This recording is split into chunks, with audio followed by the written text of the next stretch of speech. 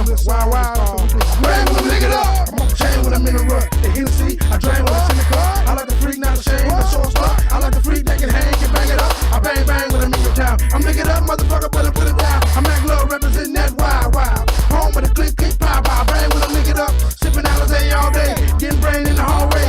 Getting ball play. Presidential, what we all say. I give a damn what y'all say. Give me the girl with the thick bone. Flying no Cadillac with a thick chrome. Y'all play, niggas better get gone. Mac Love be bringing this shit strong. I make a blind motherfucker wanna try and look. What you say about your royalties in my book? Falls and downs from 9 to 5. I run a blunt, so I'm getting high. I get air is cold, the air is slow. Take a hoe to the mo, hit the air is slow. Where the area go, where the air is supposed. Why let the dough, know your air is cold. Get off the chain, niggas go be off the thing. Got your wife in the Chevy giving off the brain. Got the bra backstage giving off the same. Mac Love, Mac Money giving off the game. For the chicks with the no bra. With nicknames like Throat and Blowjo. I'm licking up big baby cause I'm so raw. Back up motherfucker, I don't know y'all. Because I bang when I'm licking up. Bang when I'm licking up, bang when I'm licking up.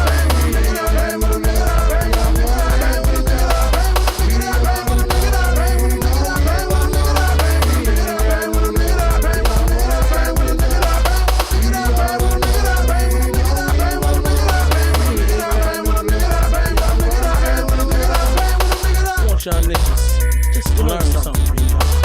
So sit back, listen, and learn. If my friend suck a dick, then she suckin' it too. The same bitch came in and stopped fucking my crew, nigga. Stop crying, I'm fucking with you. No, nigga, I'm lying, I'm fucking your boo. No, let's he be trying to be fucking the two. Y'all niggas better get gone. Hit strong if you really love the bitch. Shut the fuck up, for the bitch won't get home. Head on like the Toby's big. I'm a new sound, profound, unfound, no down. Toby's kid, stop that little nigga. What the fuck I say? I quit school cause of recess. I don't play, I didn't graduate, but I graduate. Now you owe me cash and your ass is late. About to go fishing and your ass is bait. Please tell your friends, don't pass the hate. I got a stash of cash that's plenty of dough. I got a need for weed that's plenty of dough. We got bitches like dishes and kitchens. Guess what? That's plenty of hoes. When will we stop, nigga? Nobody knows. Nigga, my wrist froze, my egg glow, my next nose. We rock shows, we pop posts, we got those.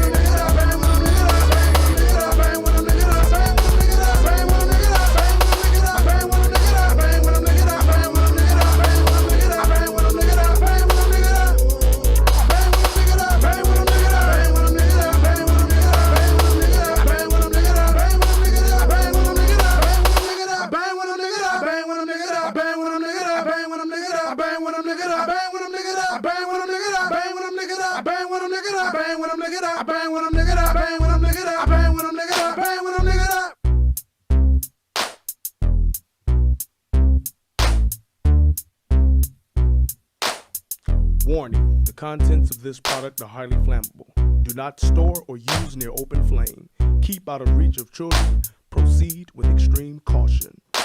Alizé, Belvier, and Cavassier. It don't matter what you smoke, grow chronic or hate. Please, don't start with the beef. Roll up, I give a fuck about you falling away. Sold up, hold up, not this nigga, bro.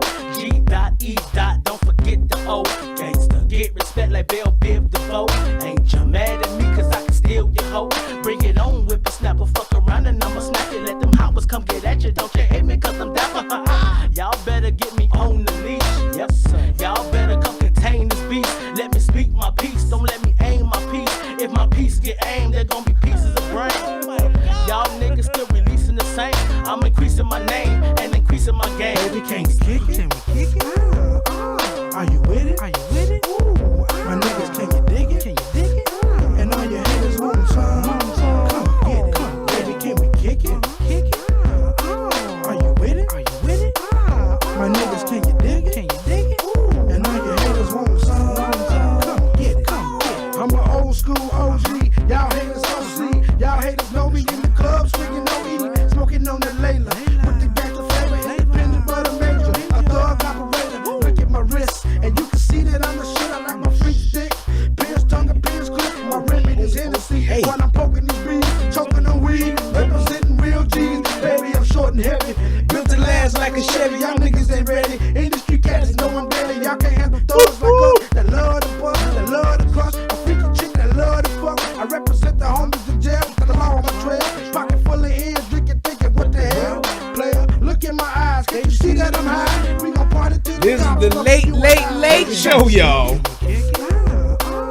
Make sure y'all click that like button, click that share button, and click that subscribe button. We gotta get to 10,000 subs, baby. Are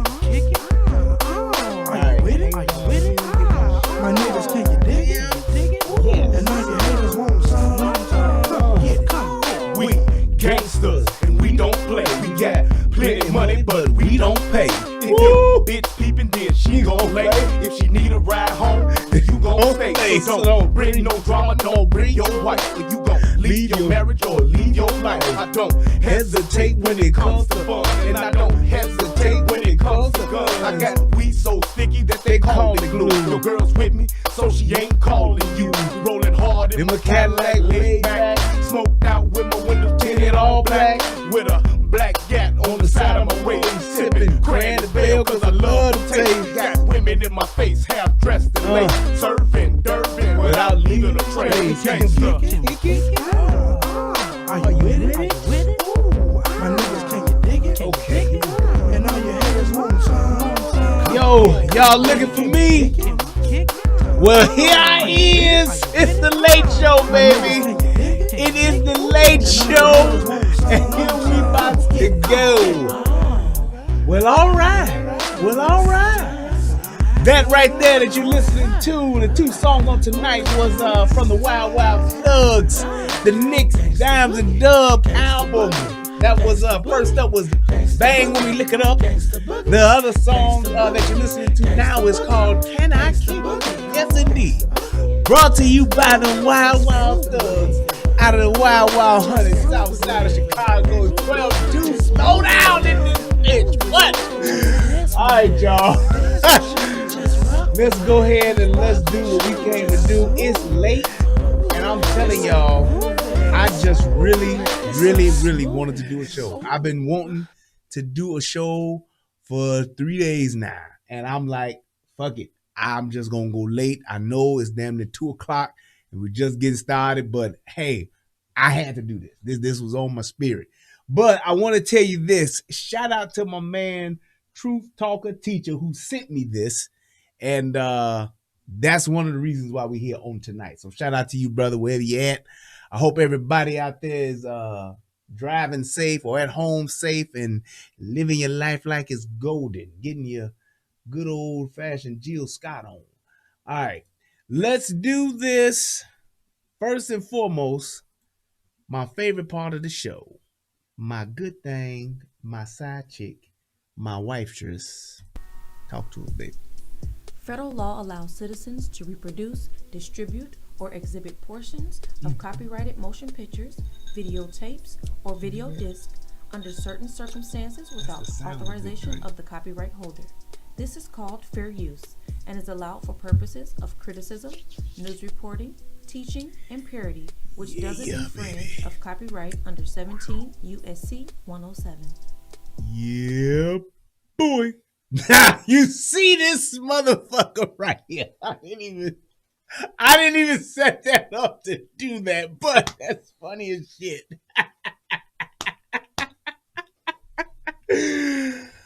Okay, so for those of you who don't know who this motherfucker is, this is Grandmaster J.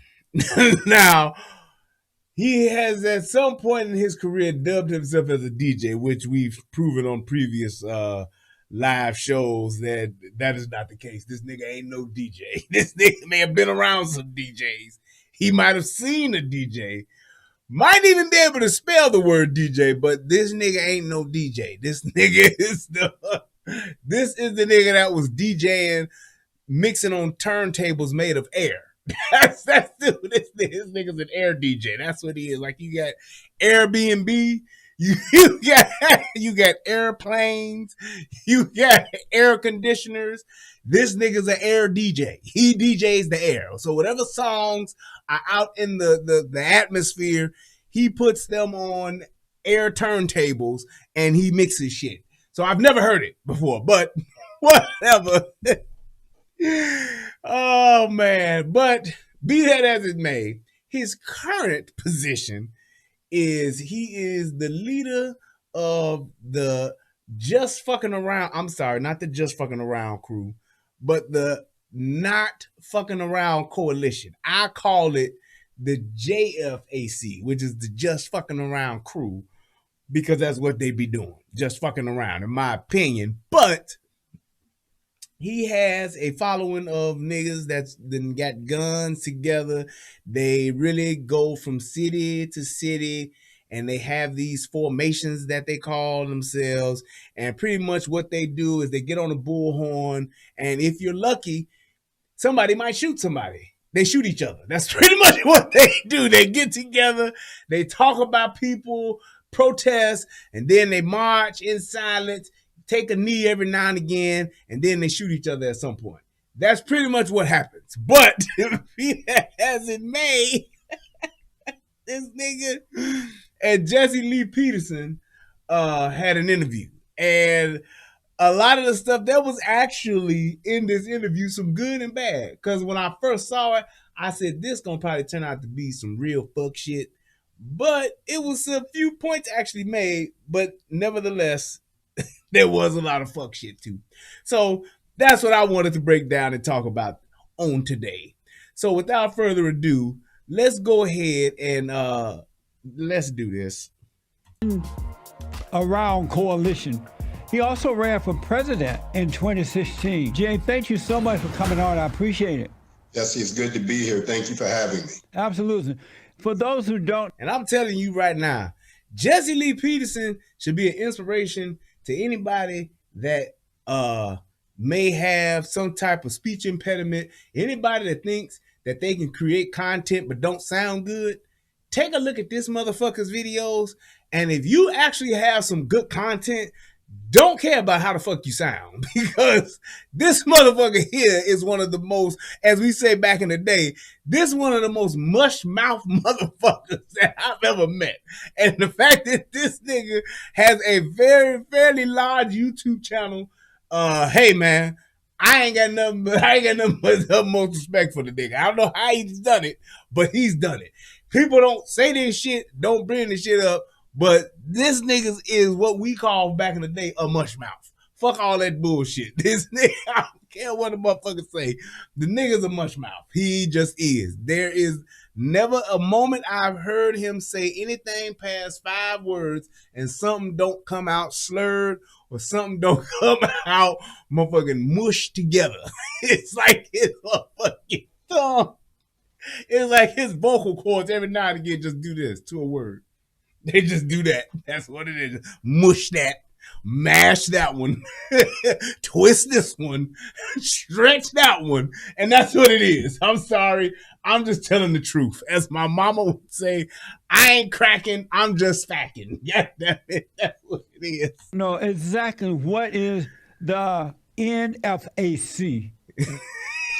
And I don't understand, why does this nigga always look so fucking mad, and why he ain't nobody. And look, let me tell you something. If you gonna be a leader or a grandmaster, a general, captain, whatever the fuck it is, I don't understand why this nigga always looks angry. I guess he's trying to be serious or whatever, but this nigga always looks angry. And then this nigga always got on these motherfucking almost made it in the Matrix glasses, because these ain't even Morpheus specials. I actually read lines for the Matrix, but never got to audition. But I was reading the lines for the Matrix, and I knew that they wore glasses, so these are the glasses I went and bought to wear as I was rehearsing, but I never got in to do an actual reading for the Matrix for Morpheus. But that's what this nigga acts like. And why is this nigga's, most importantly, why is this nigga's shirt sparkling? Why the fuck is he wearing a glittery, shimmery shirt? I don't know. I don't understand why is it that niggas always be the first ones to put on some type of costume? There's no reason for you to have to do this. Like, nigga, just wear a shirt. Get a fucking shirt. That's it. You want a black button-up? You can go to Kohl's and get one for $22. That's it. If you don't know what to wear, you can't go wrong with a button-up. Just get a nice It ain't even gotta have no fancy design or nothing. This nigga had to go find a shirt like this. I want a shirt that has glitter woven into the fabric. Why are we doing this? Like you a general, man. You're leading a nation of people, and you're wearing a glittery shirt. You're shimmering and shining. Ain't that my daughter like them, shimmer and shine? I don't know if this nigga is shimmer or shine, but either way, the nigga is wearing a glittery shirt. Why? Why would you do this on this type of platform? I don't know. And all about what? What have I been online? Well, I've been a YouTuber. I'm a small YouTuber. I've been a small YouTuber for about 3 years now. Coming up on 4 years, I guess. I think somewhere around there, 3 or 4 years. I've never had the desire to wear anything glittery. Now I don't know if maybe that's why I don't have my 10,000 subs or not, but I've never had the urge to wear some type of enchanted shirt. That's what this nigga got on. This nigga's shirt is enchanted. That nigga got a shirt made of mithril. I hope somebody catches that. This nigga has on a shirt made out of mithril. Now, I don't know if anybody knows what mithril is. If somebody does, please put it in the comment section so you'll know what the fuck I'm talking about. But how did he, first of all, come across a shirt made of mithril? And why would he feel the need to wear it now? Because you only wear mithril in a war type of setting. So I don't know, but this nigga's shirt is made of fucking magic dragon scales. Let's go. NFAC is currently the largest all-black militia internationally in existence today. It was founded about 3 years ago here in the United States. That coalition has now grown to encompass other organizations globally. And what is his purpose? To shoot each other. That's what their motherfucking purpose is. Their purpose, they're the largest black militia. They're the largest black militia internationally, and they've had the most accidental discharge / shootings of each other, friendly fire, than any other militia in militia here. Yes, Platform 83. Thank you, sir. These motherfuckers hold the record of most militia on militia shooting. You got black on black crime. You got militia on militia shootings. That's what these niggas' specialty is. It's not a matter of if, it's a matter of when. These niggas can't get together no more than 2 times without somebody shooting each other. That's all it is. That's what they do. The purpose of the NFAC is the protection of the black community, the self-policing eventually of the black community, and the providing of the knowledge that. And here's my thing about that. So you heard what he just said? The purpose is for them to be doing the policing of the black community. However, I've yet to see these niggas in the hood. Can somebody, anybody, everybody, please, that have seen these niggas in the hood in formation, please send me the footage. Please send me the video of these niggas being in an inner city, all right, after sundown, and they're policing the neighborhood. If this is what they do. If there is some footage of these niggas being in the inner city neighborhood after sundown, policing the neighborhood, please somebody show me that. Please. Because I ain't heard of these niggas hitting no hoods where they'll go downtown, they'll go down in Kentucky to Breonna Taylor Square, whatever the fuck they call that shit down there. They'll go there, they'll go to Stone Mountain, where the Ku Klux Klan originated 175 years ago. They'll go there. But these niggas don't hit no neighborhoods dressed like this at 10 o'clock at night. I ain't seen that live footage yet.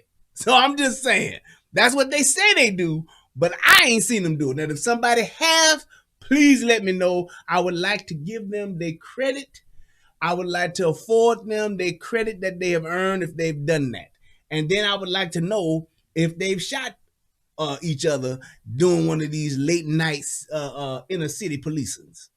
That's needed within the Black community with regards to the responsibility of gun ownership, gun rights, and also the ability to defend oneself when they're repeatedly attacked unjustly. That is the mission of the NFAC. You ran for president back in 2016. Will you run again? Will you try it again? He said these are poor boys from Biden. This is Biden's militia. They call it the Black Boys. This is Biden's militia that he want to stand down and to stand by if some fuck shit happen during after the election. If there's some bullshit in the game, Biden is gonna call in the NFAC and try to see what they gonna do to get this shit right. And there'll probably be several NFAC on NFAC shootings that'll occur if this happens. As a matter of fact, I did run in 2016. The platform that I ran on would be more applicable today than it was back then. I did announce that after my last run and learning the process itself, even running as an independent, though. I don't know what the process is for running for president, but I'm quite sure that it's not very difficult. I believe anybody can run for president, and all you got to do is just fill out some papers. I don't know. Do you got to have like 10,000 subscribers? I mean, not subscribers, 10,000 signatures or some shit like that, or do you just show up? I think that's what you just got to do, the paperwork and file, and that's it. I didn't see that nigga name on the ballot. I don't remember that, but I'm just saying. I don't know if he made it to the ballot or not when I voted back in 2016, but it is what it is. I guess he ran for president. Whoopity-doo. I started off as a Democrat, that in order to be successful in this country with a presidential bid from an independent perspective, you'd have to start out a lot more than 2 years to get yourself onto the ballots. I made an announcement at the beginning of this presidential cycle that I felt that given the current climate of the country, that's the shirt from Michael Jackson rock be the most likely candidate that everyone would support, so that I would not run. Girl, when you dance, said that the 4 years that lay ahead of us that are now behind us have shifted the paradigm that it's not even about sex anymore as who sits in the White House. It's about who can return us back to a stable racial environment that we had before. So I would not. He said a stable racial environment that we had before. And this is one of my things about this. It's like, I'm so tired of people just speaking and saying shit and not like actually making true statements. That's it. And I just say, go back to my old line that I always say, niggas love to lie. They love it. They love to just lie about some shit. What kind of racial state? Just listen to what this nigga said. That the 4 years that lay ahead of us that are now behind us have shifted the paradigm that it's not even about sex anymore as who sits in the White House. It's about who can return us back to a stable racial environment that we had before. So we was at a stable racial status before when Mike Brown got killed. We was stable when Trayvon Martin got killed. We was stable when Tamir Rice got killed. We was stable back then, huh? We was stable then, right? Now all these niggas will get up and march and shout all these niggas' names that then got shot doing fuck shit. But we was stable when that shit happened. Philando Castile, we was stable then. When Obama was in office and all this fuck shit was happening, when 3,200 niggas got killed in Chicago, which it got deemed as Chirac, under Obama's administration, we were stable then, though. Right. You see what I mean? You just saying some shit. And that's one of the reasons why I'm not trying to fuck with this dude, but I believe that when you have a group of niggas that's coming together and they're saying shit like this, and not to mention just the pure lack of firearm safety that they consistently display, that is my problem with this dude and his movement and his crew. That is my problem, because just as quick as you can get a bunch of niggas to go live and get together and go to this city and go to that city, and all y'all niggas can get together and y'all niggas can march on the streets and talk shit and get your megaphones going, y'all niggas should be getting together 2 hours before y'all do all that fuck shit and actually show yourselves learning and being taught firearm safety. Not just, bet not a nigga touch a motherfucking trigger. That's what y'all niggas is doing, which is stupid. And there's plenty of footage of them niggas doing that. One of these niggas will get on the mic or get on the megaphone right before they start marching. Don't nobody point a motherfucking rifle at nobody. Don't nobody shoot nobody. Man, that ain't what the fuck you need to be teaching. You need to be teaching people the basic firearm safety rules. And I'm sure there are plenty of people that would love to come down there and do that for free. I'm talking 20 to 30 minutes of just saying, hey, let's go over the firearm safety rules real quick, everybody. That's the type of shit you should be doing, as opposed to just getting together to try to talk shit essentially and say shit like, you worried about, we want Texas, we'll take over Texas, we'll do this, y'all gonna give us that, ain't nobody gonna do shit, we done heard about a threat, somebody just making up shit. Get together and actually do something like that.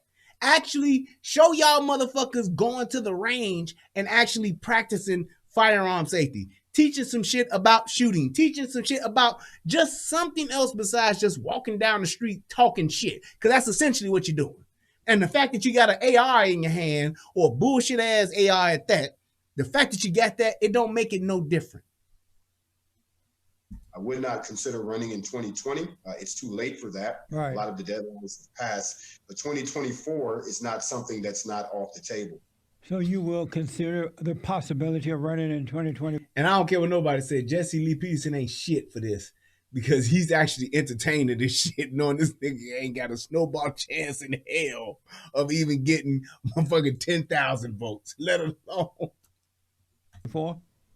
If we cannot recognize the full fruition of the plans that we've laid out under the master plan for the NFAC, which would remove me from this country altogether, and the establishment of an eco state for those of us that would like to have our own destiny and our own place. If that doesn't come into fruition, and I'm still a U.S. citizen and I meet all of the qualifications, I would most certainly cast my hat into the ring for the role. See, that's some of that more shit probably, but we gonna be our own government, our own country in another country.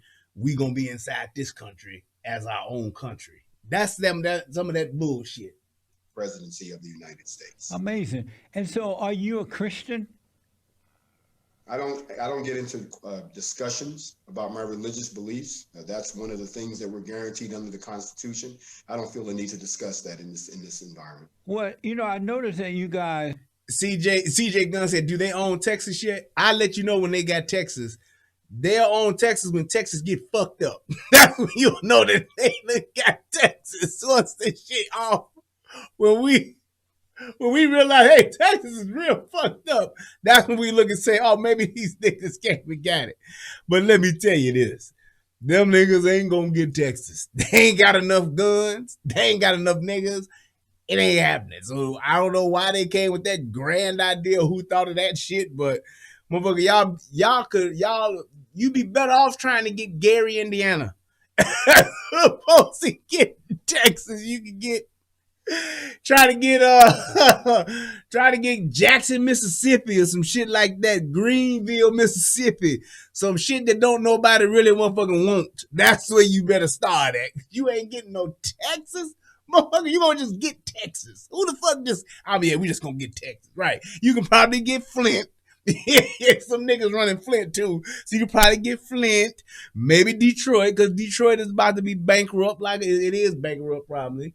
You could probably get Detroit, or like I said, Gary, Indiana. You could probably get that. There's a little shithole suburb in Illinois called Harvey, Illinois. You could probably get Harvey, or Phoenix, Illinois. You could probably get that. But your ass ain't getting no motherfucking state, first and foremost. And it damn sure ain't gonna be Texas. Texas is damn near the crown jewel of the fucking South. Y'all gonna just take that? The fuck? Man, these niggas is crazy, man. Right, get them niggas Whoville. Thank you, Sheila. Say Whoville. That's where y'all better go, nigga. Marched on in Stonewall Mountain, Georgia, something like that. And it was a whole bunch of guys dressed in blacks with guns and things like that.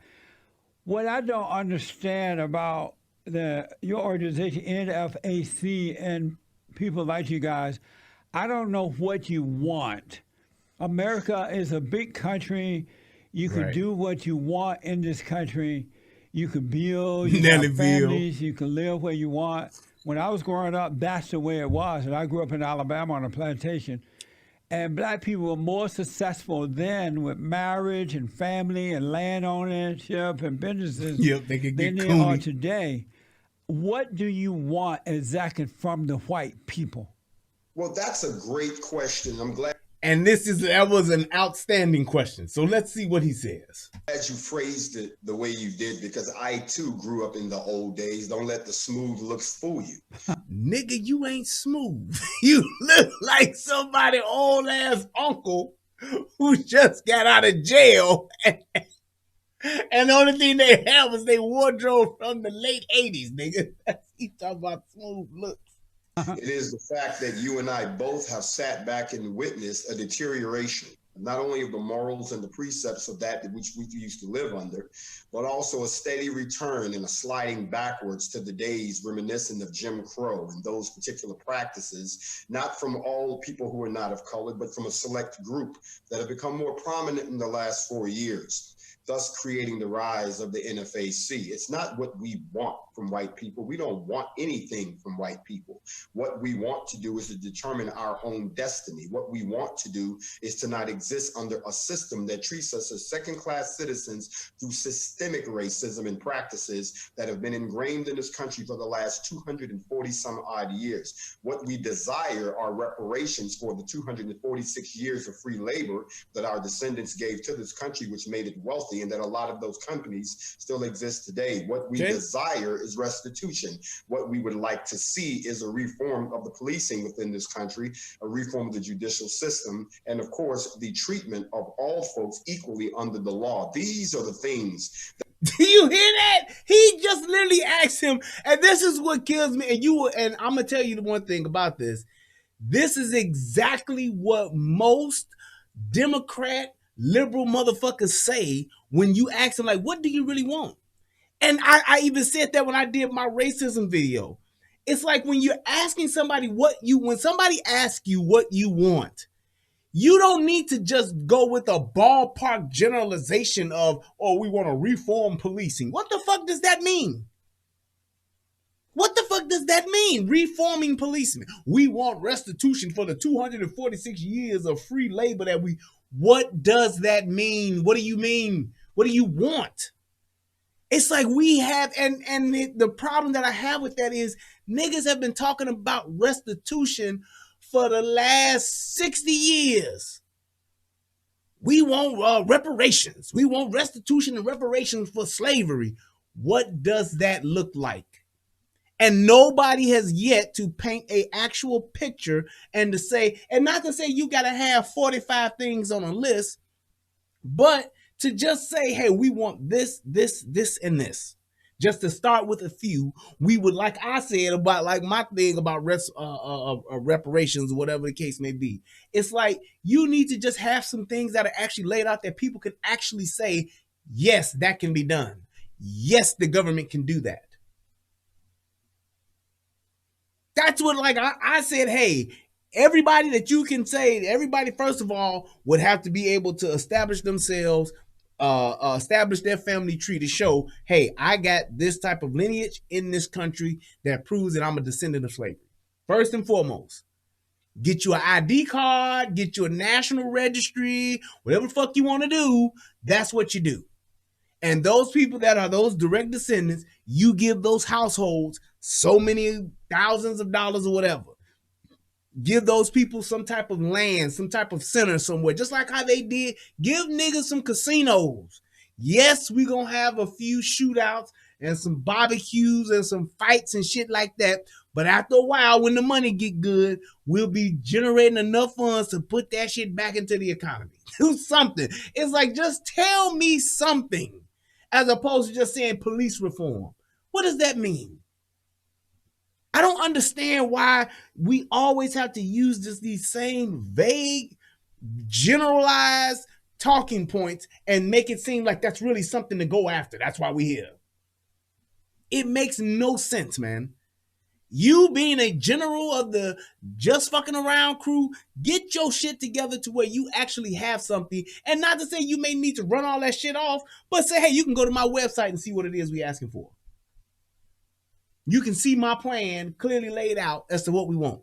If you want Texas, put it in there and put it on the website, even though motherfuckers gonna laugh about it, but put it there and let's see what it is. Right, at least he didn't say defund the police. And the thing is, he probably would say some shit like that. We could be our own police. And you got a bunch of niggas getting together shooting each other. Man, please.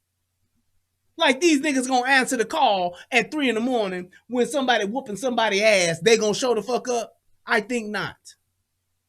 It's like and that's my thing. It's so easy to say things like defund police. We can police our own communities. It's so easy to say those things. We don't need the police, but the actual implementation of what it's going to take to actually do something like that, there's not even a smidgen of infrastructure to do that. It ain't enough niggas. It ain't enough guns. It ain't enough well-trained niggas to even do something like that. But it sounds good to say. It's the thing to say, though. It's a hot phrase right now. Just like how everybody used to say, me too. Now you don't even hear that shit too much nowadays, do you?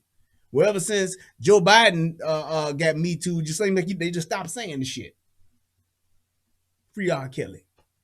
That we've seen that have begun to deteriorate in this country, in spite of all the great opportunity that you speak of, in spite of all the wealth that this country has amassed. Rooster said, and we want all the shirts from Prince's closet. Around the world. Now these niggas, they want all the shirts from Prince's closet, Shalimar's closet, Rick James' closet, Lionel Richie's closet. This nigga want everybody's shirts. It is still subjecting a certain population within its borders to what we would call human rights violations. So it's not what we want from them. We don't want anything. What we want is the right to determine our own destiny and the ability to defend ourselves. If you study the history of militias within this country, and I don't know why it's such an issue that Black people formed the militia when there have been white militias around for years, and what the purpose that they serve under the Constitution in the event that they have to be called up by the president to augment military function within a state or for the nation. And here's my thing. Since they have been around and going to all these places, they have not had one issue with police or military.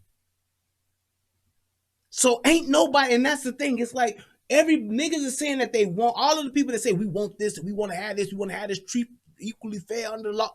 All you need to do is establish yourself in a particular area. Niggas, let's hear, and I'm really going to talk for real here. Niggas, listen up. If you want your own shit, all you need to do is get a bunch of niggas together and decide where we gonna move to. That's all. That's all you gotta do. You want to have your own thing. You want to have your all black stores, your all black commerce, your all black Wall Street all over again. You want to do all of that shit again. Your own black mayor, your own black judges, your own black chief of police, your own black fire department, your own black. All you need to do is decide where the fuck are we going to move. Because when you look at places like Detroit, Flint, Michigan, those are all nigga ran cities. Them niggas been running Detroit for how long? So if that's the case, if that's the key to this, why not have all the niggas move to Detroit? Just, I shit you not. All niggas move to Detroit. We gonna turn that into the black metropolis.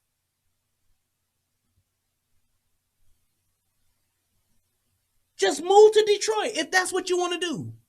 Move to Flint. fix the fucking water or whatever the case may be.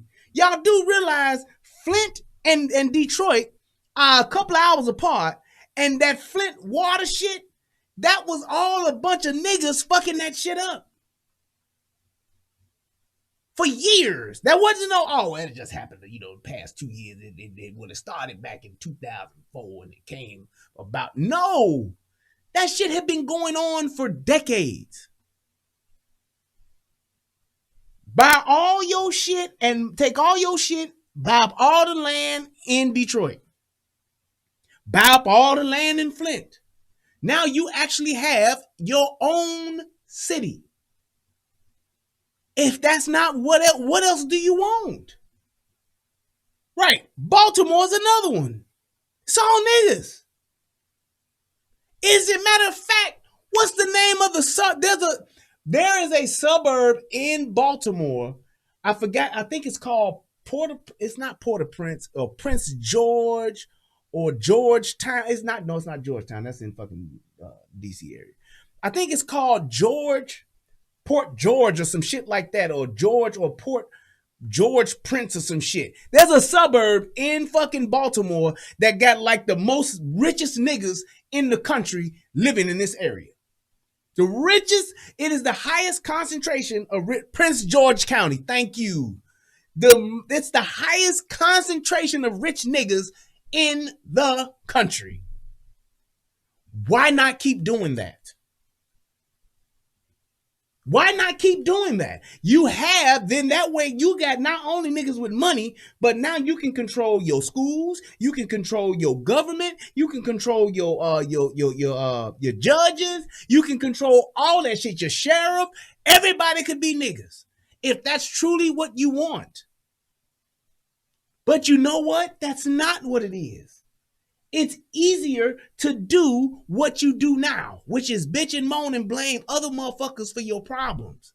Now, do other motherfuckers have impact on the shit that occurs in motherfuckers' communities? Yes. But if you were all in the same area, y'all would be in control of that. That's exactly what would happen. When you take a city like Detroit, why are the schools so fucked up in Detroit? Why is the property so fucked up in Detroit? You know why? Because niggas is getting in these positions and they turn out to be worse than the white folks. These niggas get in position and they want to take more from niggas than the white folks is taking from niggas. Because when what was the young black mayor dude in Michigan, Kwame, not Kwame, was it Kwame or Kwame? Whatever the fuck his name was. But that nigga got there, and I'm pretty sure that no, he didn't start the corruption, but that nigga sure didn't stop it. Should the nigga be locked up? Nope, that nigga should be out. But nigga, you are in a position where you're the mayor of that fucking city where you can turn all that shit around. You could essentially drain the swamp.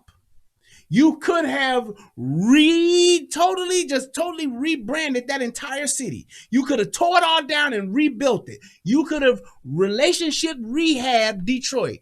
What did you do though? You took right on in, you kept right on stepping what the fuck was going on, and you played around with the fuckery and kept getting money. You and your crew. Kwame Kilpatrick, thank you. You just kept on going with the status quo. Oh man, all this fuck shit was going on? Motherfuckers getting how much money? Shit, I ain't gonna fuck that shit up. I can be getting that money. Oh no, nigga, we gonna get this money. That's what it came down to. You sitting there in the city with the big three. You got Chrysler, GM, motherfucking Ford, and the goddamn Lions, and the goddamn Tigers, and the goddamn Redwood. You got all of these motherfuckers right in your city. Plenty of opportunities for revenue. Plenty of opportunities to turn shit around, change shit. But what did you do? You kept getting the bread because the bread was there to be got. Yes, and the Pistons. They're not like one of the top markets. I mean, they're not the best market, but one of the top markets. It's plenty of motherfuckers that want to go and see them Lions lose every fucking Sunday. My cousin is one of them. Shout out to my cousin Wes. He loves to watch them motherfuckers lose Sunday after Sunday. Never won a Super Bowl, but he likes to go see him. That's loyalty. That's undying loyalty. But I'm just saying, and I'm not hating on Kwame. The nigga should be out of jail. I hope Trump motherfucking let this nigga out of jail. Real talk, I do. Because that nigga ain't did nothing that ain't no other fucking politician that did. They need to let that nigga out of jail. Free Kwame Kilpatrick. Real talk. If he ain't already out. But the point I'm making is we talk about us having our own, having this, getting our shit together. If you want to do it for real, y'all, all you got to do is just go and get your own area. Move into your own city. And yes, it's going to be fucked up in the beginning, but you are then in control of who you vote into office. You are now a bunch of niggas moved. Them niggas that's living in Prince George County, they are in control of who they got for mayor. They're in control of who they got for county commissioners. They're in control of who they got for sheriffs. They're in control of all of that. What you do as far as funds being allocated for your schools, funds being allocated for your roads, funds being allocated for construction, all that shit, you are in control of those things. And if you're all black and it's all for the power to the people, if it's all for us, then you would be doing the right things. But that ain't what happens. It ain't what happens. That ain't what niggas do. When they get in position, they try to be top dog and they will do it at the expense of their own kind. Right now in Chicago, you got a black mayor. What is she doing? Fucking over every motherfucking nigga she can to keep loyalty and to keep beholden to the motherfuckers who put her in office, which were the gays and which was the motherfucking rich white folks up on the Gold Coast. That bitch let that city burn and didn't have the police do shit. Literally told them police officers to stand down while these niggas tore the city up. And the only time she changed her tune was when them niggas started going to the Gold Coast, fucking shit up, shooting niggas, robbing niggas, killing niggas. That's when they said, okay, now, Lori, get these niggas under control. That's exactly what happened. Black mayor could turn the city around. Right? I'm bringing about change.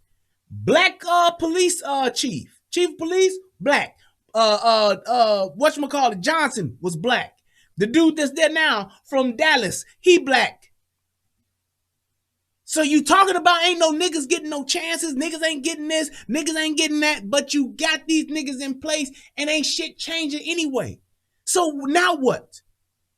District attorney in Illinois, black. Kim Fox ain't doing shit, but let niggas get out of jail to fuck most shit up. Niggas are going to jail in Chicago, getting put on house arrest, getting out on house arrest, and committing a crime before their case is even finished in house arrest. They lock back up for fucking shit up still. What kind of crazy shit is that?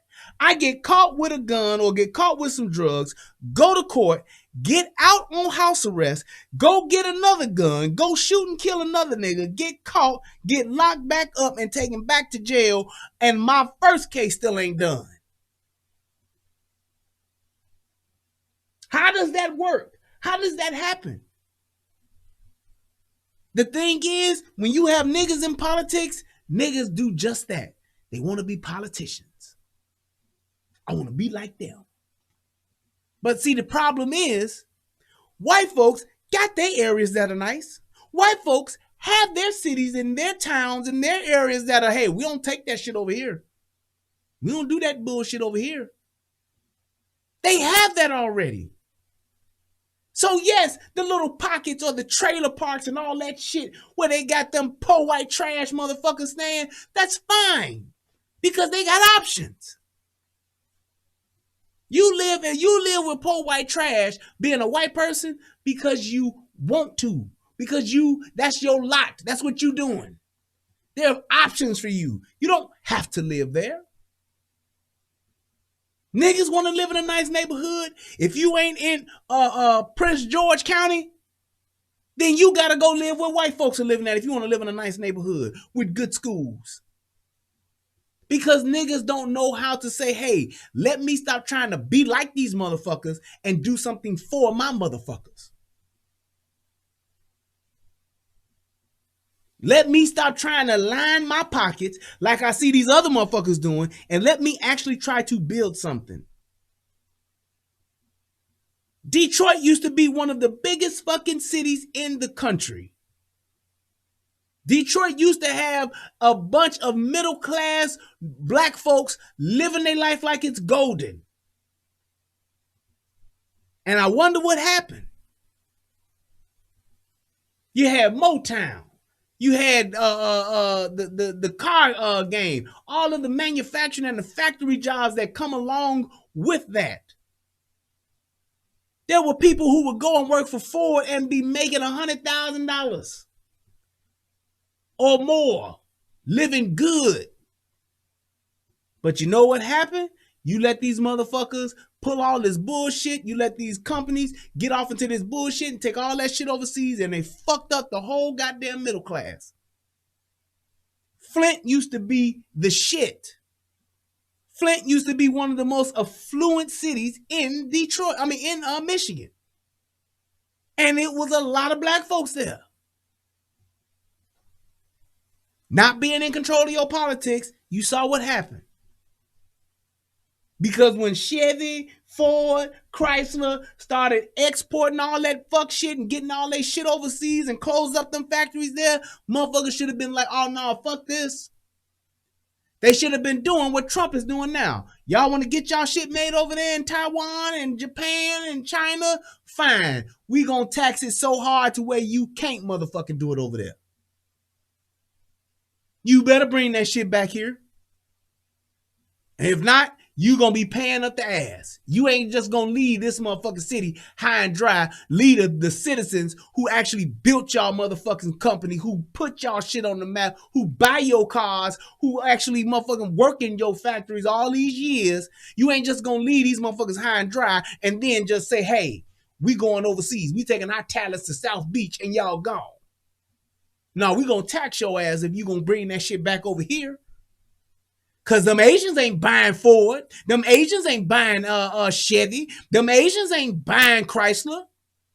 They buying Toyota, Lexus, Infiniti, Nissan. That's what they buy over there. They buy they shit. And just like you want us to buy your shit, then fine. But have some stop being so goddamn greedy to the point to where you fucking over the people that are here buying your shit. Ain't that crazy? How the price of automobiles went up, yet and still the parts that they get made overseas are cheaper, which giving them more profit share. More of a profit, and the car cost is going up here, and then they gonna take away the jobs? Man, come on now. But that's what politicians did. They allowed that shit. The people that's supposed to be, we fighting for you. All them Democrat motherfuckers in Detroit, that's what they allowed them to do. Think about that shit. It didn't become an issue until black people decided to form a militia to protect themselves, not to attack anyone, not to demand anything, but militias are used to emphasize a political position.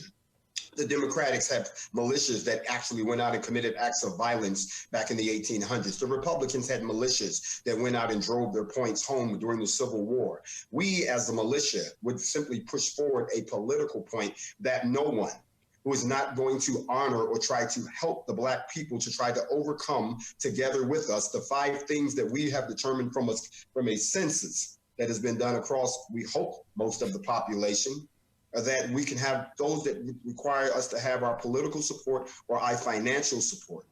That you would have to do like every other demographic does that agrees to enforce or to uphold this particular manifesto that we come up with that's beneficial to those of us who have a melanated persuasion within this country and worldwide. That is our overall goal. Everything that you just said sounds like a bunch of complaints. It sounds weak.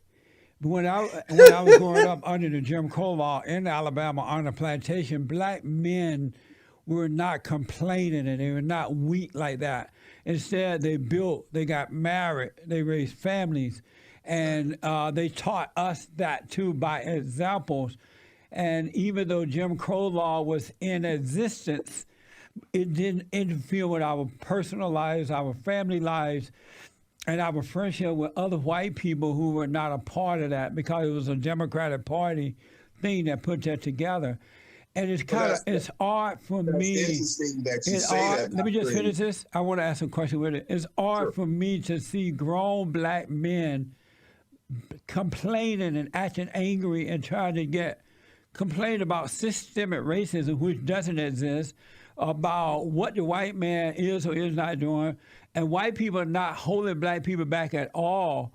I see that you guys organize your organization. And here's the thing: here's what he's saying. I don't like the fact that he's using the word complaining, because it kind of takes away from what the idea of the point is, in my opinion.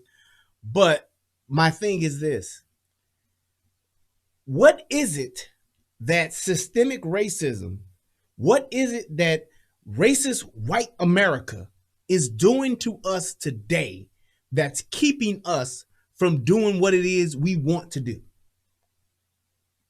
And here's my thing. I challenge anybody to ask a pro-black this.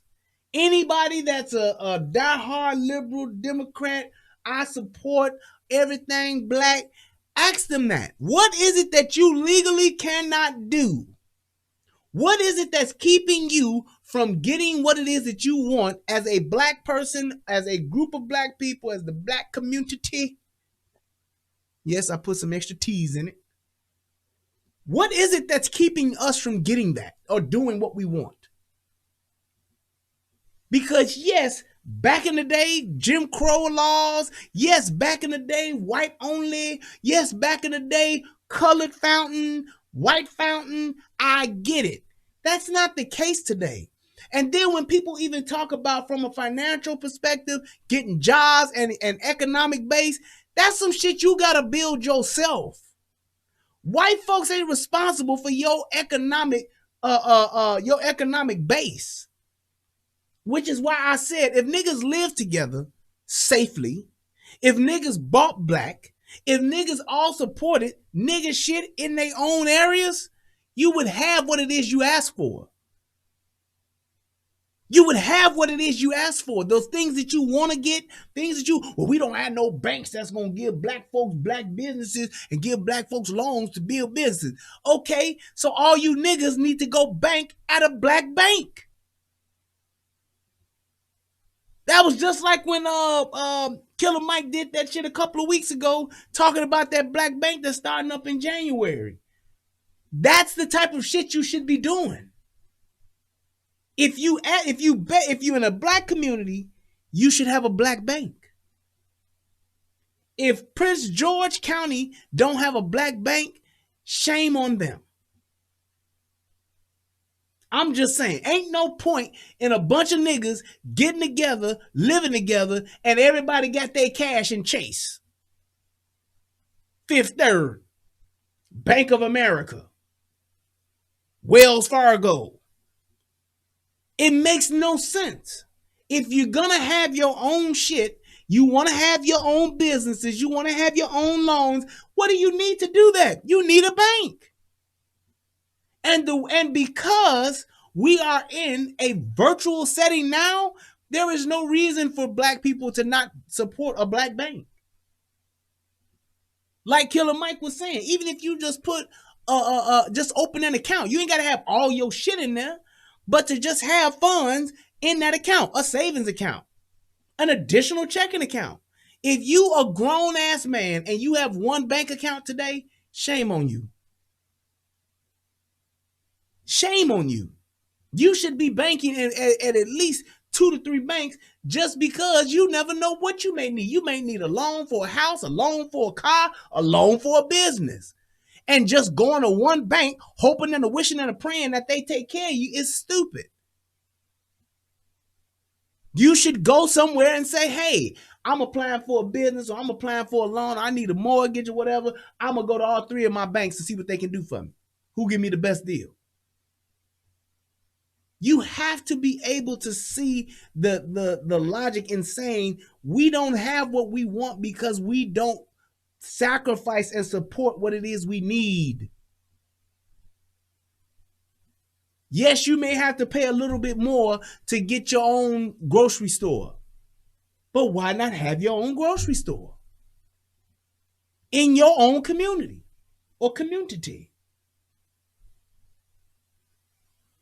I don't understand why we want all of these wonderful things. We want to build Black Wall Street all over again. We want to do all this wonderful shit, but we don't want to do what it takes to do it. We just want somebody to come along with a fucking magic wand and just bing, here you go. It makes no sense. Get your own shit in your own area, then you can have what it is that you want. You march the street with guns, but you're not doing anything about morality. You're not getting married. You're not raising decent children. You're not starting businesses. You're not stopping the gang violence. You can organize to march up and down the streets, complain about white people, but you won't do anything about the black on black crime, the out of wedlock birth.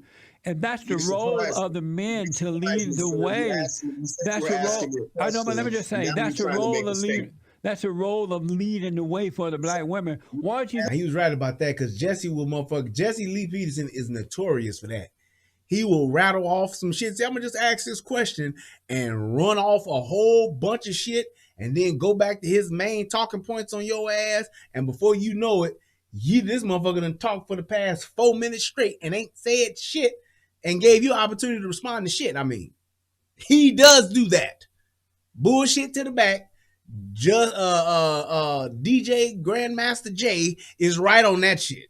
You said you just wanted to ask a question, and your ass got to talking about getting married. You got to get the kids and getting married and staying together, and then doing this and doing that, and doing this and doing that. And before you know it, you like, well, goddamn, man. Guys doing that? Why are you guys doing that? What is your question? Why do you guys, instead of running up and down the street and complain about K-Lane, you're not blocked. racism and all that, why do you as men leading the way for the black women and children? So first of all, let me answer your question. Number one, we haven't run up and down the street and done anything, so don't terminize us that way. Additionally, we haven't made a complaint about anything. Secondly, you shocked me that you haven't done your research about the NFAC. We are very deeply involved in gang reconciliation. But you just said systemic racism and all that. And that doesn't exist. I let you talk, sir. If two black men are going to sit here and have a conversation, then let's have a conversation. Respond to my question. I'm responding. I didn't hear your fucking question. You said so much shit, Jesse. I'm just saying. He ran off a bunch of shit. But to cut me off while I'm talking is a form of disrespect that I don't tolerate. Go ahead. As I said before, if you had done your research on the NFAC, which I can tell you haven't, number one, we're not complaining. We issue no complaint. We don't protest. We don't demonstrate. And I've made that. So what the fuck do you call a bunch of niggas up at Stone Mountain doing? If that ain't protesting, I don't know what is.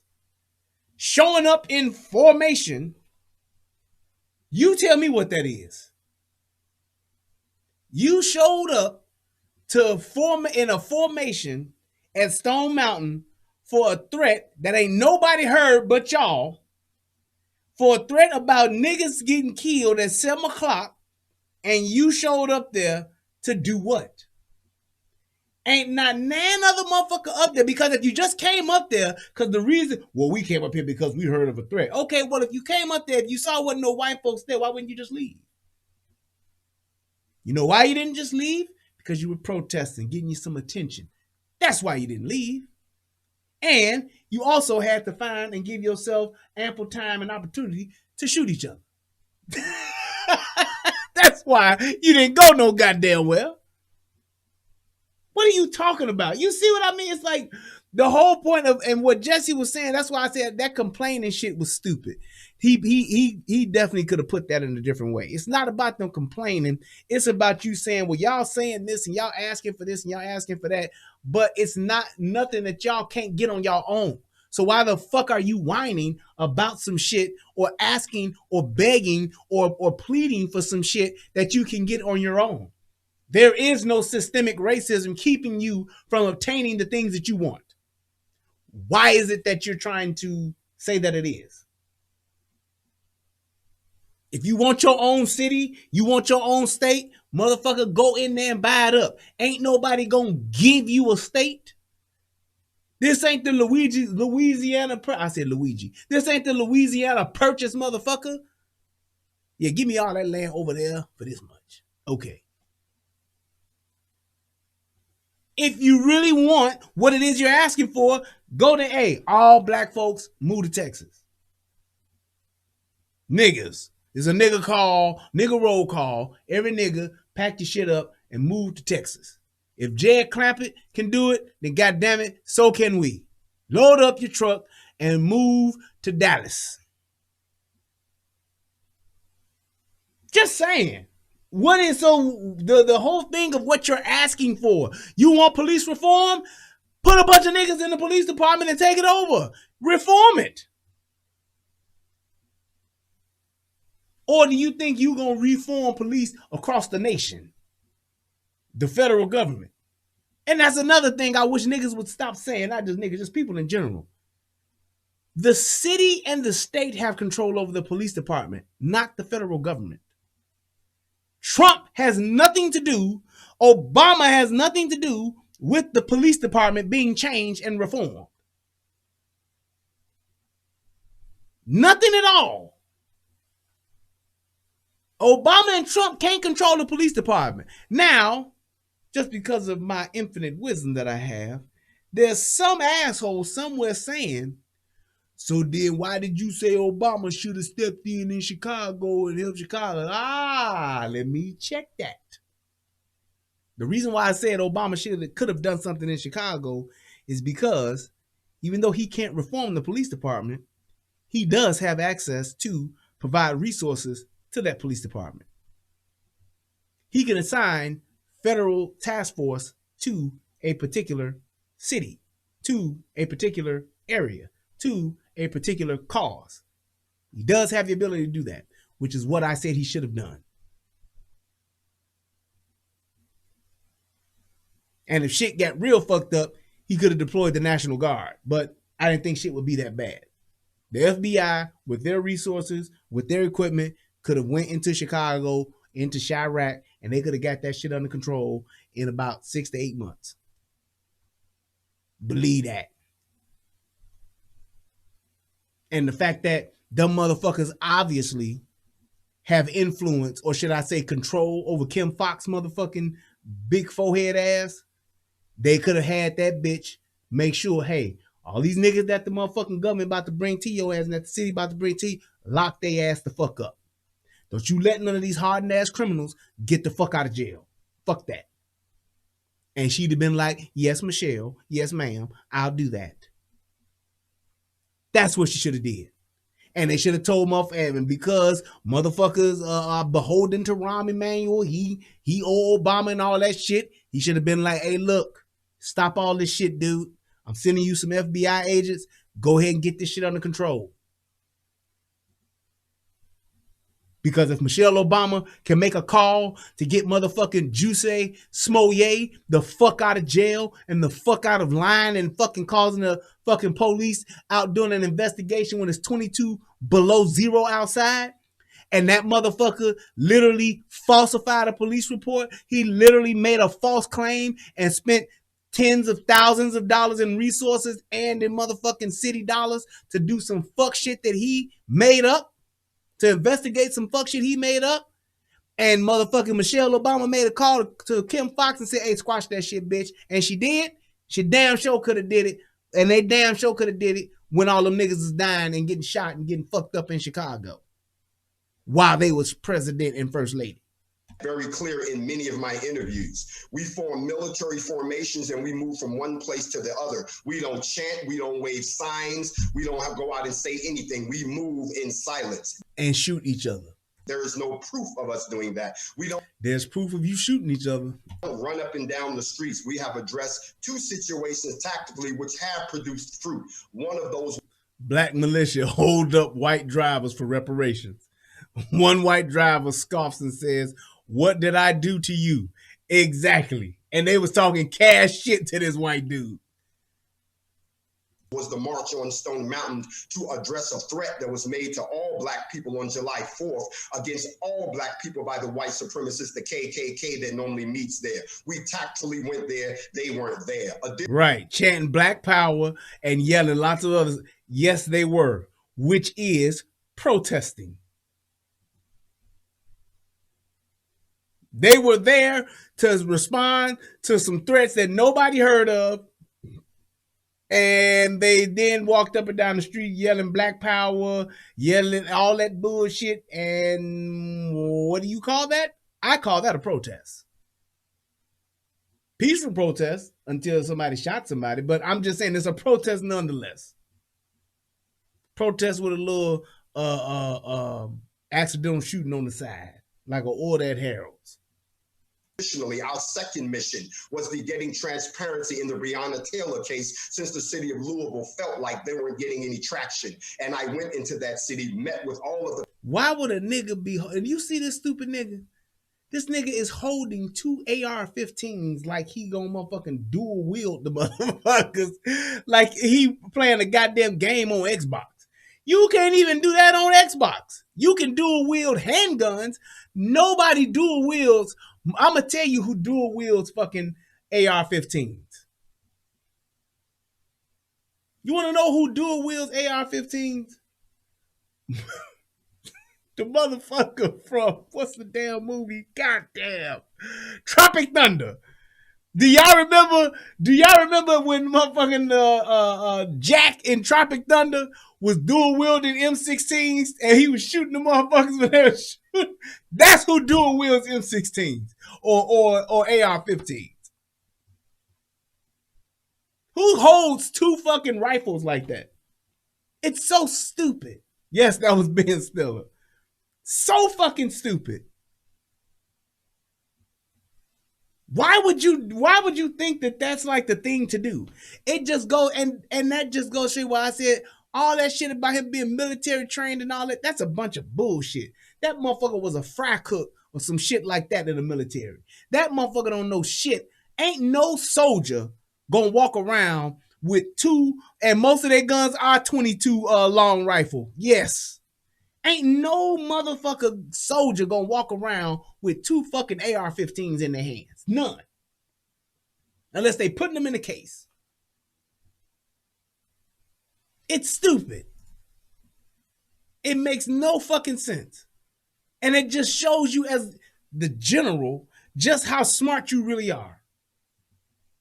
Powers to be had a responsible conversation, have... Yes, it's excessive to the point where you're trying to make yourself look like something that you're not, and you really look like a fucking fool. Because any fucking real soldier would look at that motherfucker and be like, what the fuck is his stupid ass doing? Nigga, you doing all this shit for show and tell. That's all you doing. You're not serious. And it makes anybody that sees that knows anything about firearms, that knows anything about being a soldier, knows anything about guns, it makes you look like a fucking joke. And all you gonna do is say, man, this nigga looks stupid as hell. The fact that you sitting here with a fucking 22 long rifle, fuck you gonna do with that besides shoot a fucking raccoon or a fucking possum? That's a fucking varmint round. What are you doing with that? You're walking the streets with a fucking 22 long rifle, dude? Seriously? Motherfuckers use that shit for plinking, hunting fucking fox or coyotes or some shit like that. And that's it. You ain't putting down no motherfucking people with no goddamn 22 long rifle.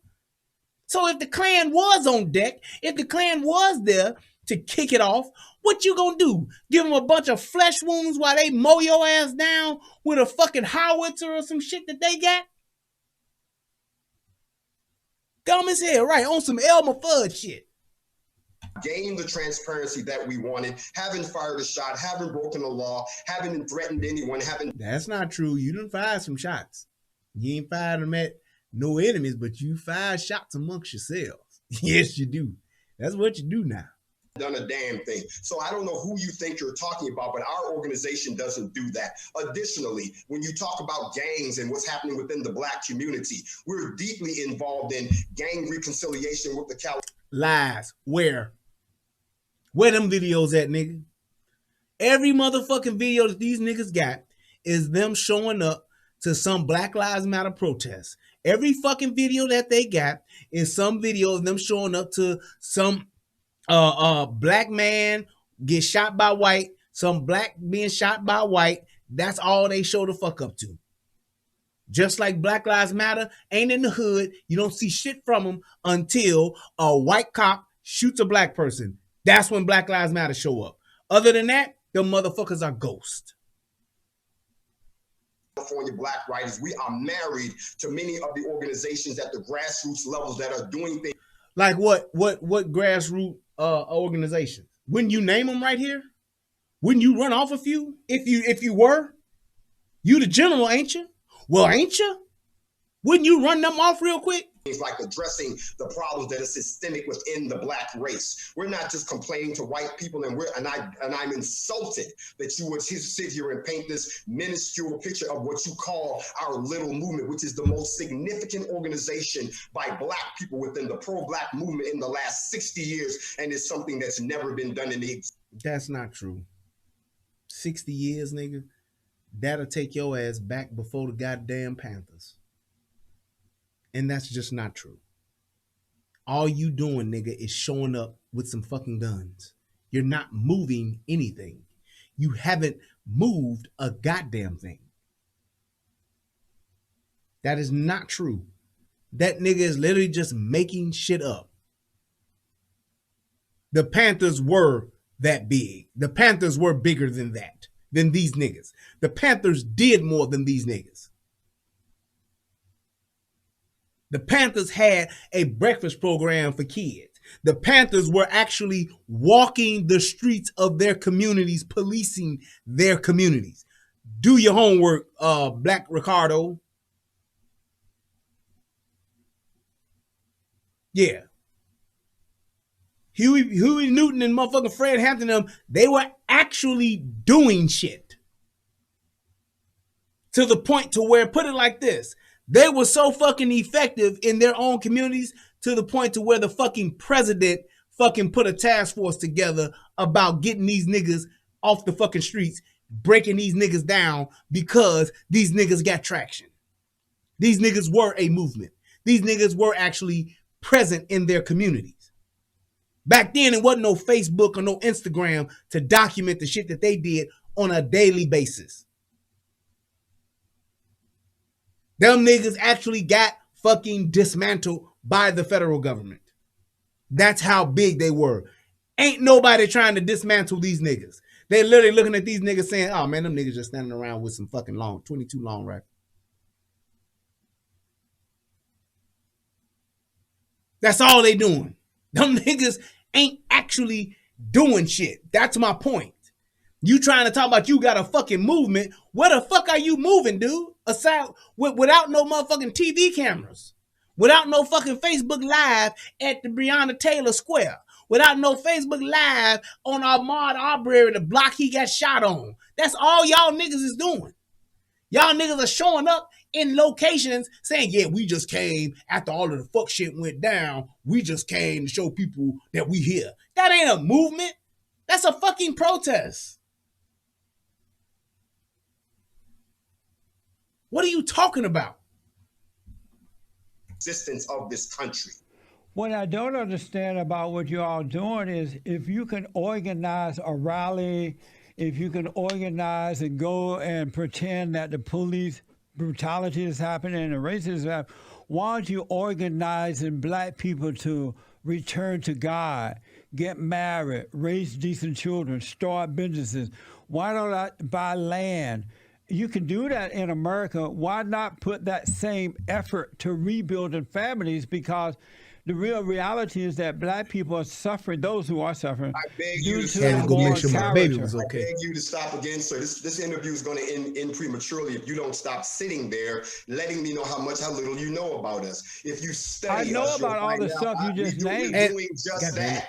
We're doing everything you said. But it doesn't As a show matter of anywhere. fact, at the beginning of this conversation, you asked me what was my religion, and I didn't want to get into it because I didn't want to get into a theological discussion. But since you opened the door, allow me to walk through it. Not only do I He is like when he gets agitated, he really starts talking like a woman. It's like he just goes into like, it's like he's just like missing just like this, or a turkey neck or some shit. It's like dude, it's like when he gets upset or riled up and he goes off into one of his rants, it's like he's like literally like just like a angry woman or a girlfriend or some shit that's pissed the fuck off, and he like getting you told now. That's what it seems like. teach on the regular on a show called Facts Over Feelings, where we deal with just those issues, where we encourage things such as group economics, where we talk about. Now, I will say this. I will give him credit on that. When he does his show, he does talk about that shit. I have seen him on several occasions talking about the Bible and talking about family, talking about those type of things. He talks about you know, all of the shit that black folks need to get together and do. If this nigga don't do shit else, this nigga talks a lot. He actually does that. He talk about a lot of different shit, but as far as the movement, crickets. Stabilization of the American family, where we talk about the fact and where we teach on things such as post-slave traumatic stress syndrome, where we talk about the fact that we have to raise our racial esteem and begin to recapture the unity that we had before. I'm doing all of those things, and most of the people in the NFAC are of the same religious He says that nigga's shirt is missing persuasion shoulder and believe in all of those pads. principles. If you study us, you'll find out that I made it very clear that one of our goals was not just the protection of the black community, but the protection of the black community so it could self-heal and we could assist with all of those things that you just named, every last thing that you just named. And here's my thing with that. If that is true, if what you're saying is true, and the fact that you're in charge, or you are in command, I should say, of the largest black militia ever, wouldn't you think that the main function of your militia at this point would be to get those inner cities that have high black on black crime under control by actually policing those cities? I'm just saying. He said Grandmaster Jay is on that narcotic. I done gave up that narcotic now, anime. But wouldn't you think that if I'm the largest militia, the greatest militia that this country has seen in the past 60 years, wouldn't you think that my primary function, in addition to all other protests and shit we do, but wouldn't my primary function, wouldn't the most video footage that you see be me actually stopping and being an actual presence in one of the biggest problems that we have, which is us killing us? That nigga said he stole Cyrus' shirt.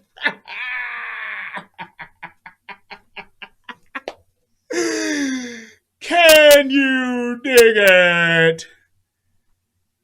They killed Cyrus. Who did it? It was the Warriors. The Warriors did it.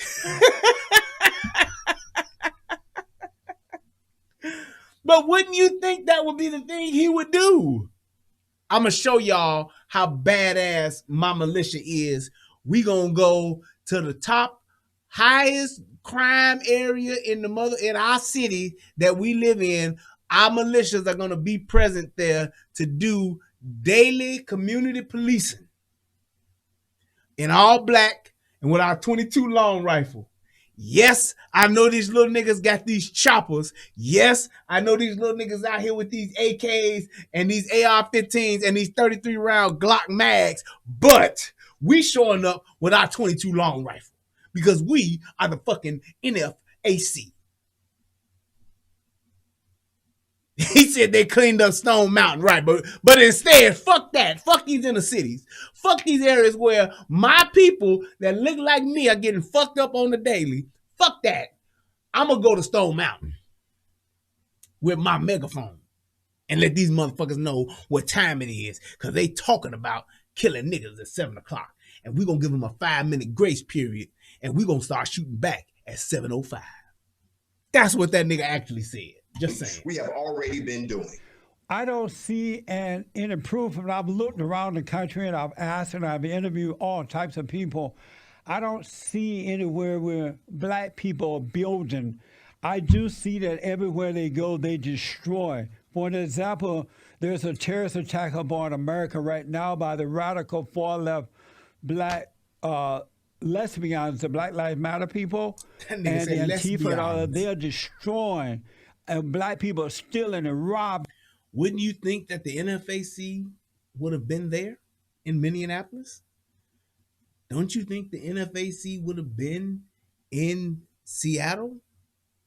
Don't you think the NFAC would have been there just to actually, I mean, if they're gonna make an impact and change and all this shit and protect black folks, wouldn't they be there? Wouldn't they have went to go and police that motherfucking what was that zone called? The autonomous zone? Wouldn't they have went there?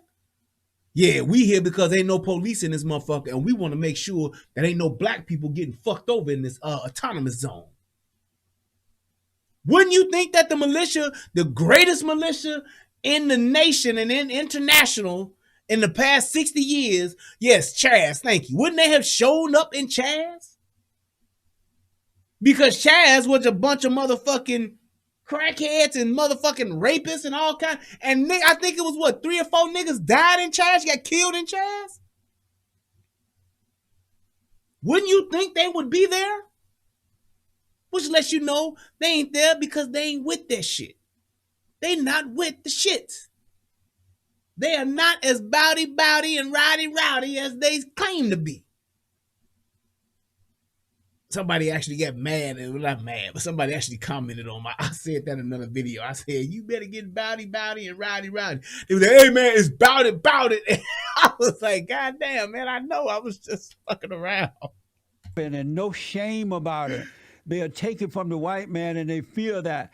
I didn't grow up like that. And then black people didn't, when I was growing up, black people didn't think as a group. They thought as an individual, as Christians, as get them damn likes up. 7 likes away from 100. Come on, people. And those black who was of decency, they hung out with. Those who were not, they didn't hang out with.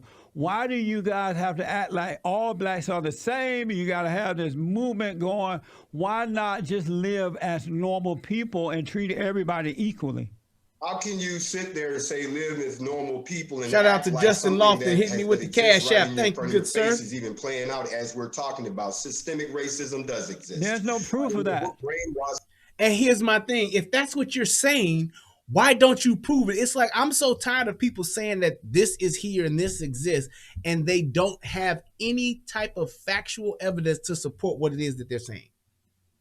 If I'm a person that believes systemic racism exists, I would be able to give you, just straight up factual evidence to prove what it is that I'm saying.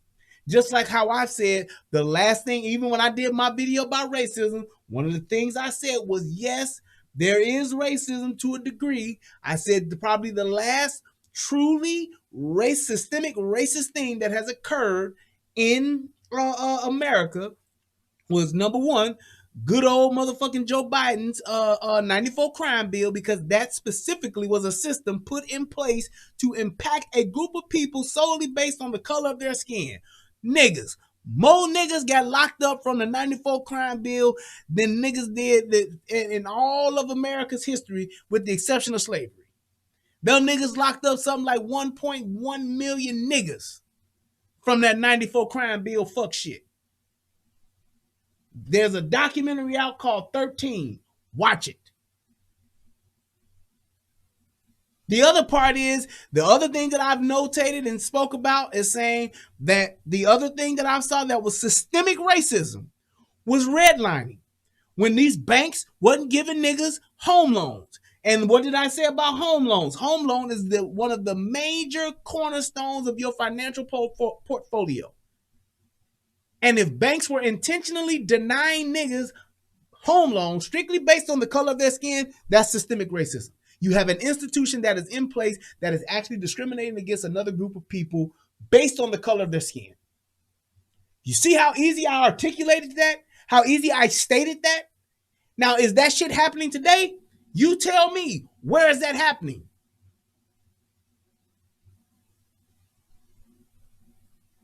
Exactly. Kamala Harris could be called, thank you, Montreal. Kamala Harris could be called or considered a racist.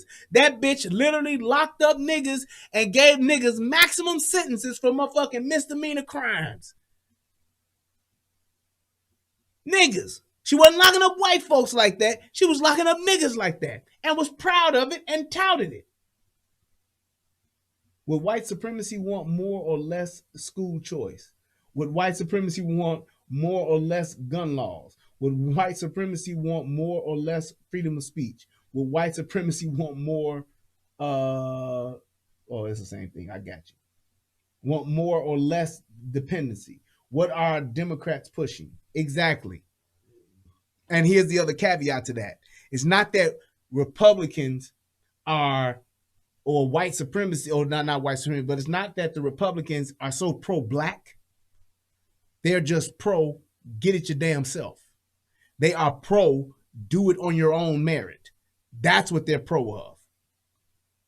It's not that Republicans are trying to uplift black folks. It's not that Republicans are trying to put black folks on a pedestal and take black folks to another level. It's not what they're trying to do. They're just saying, hey, you have the opportunity to get it yourself.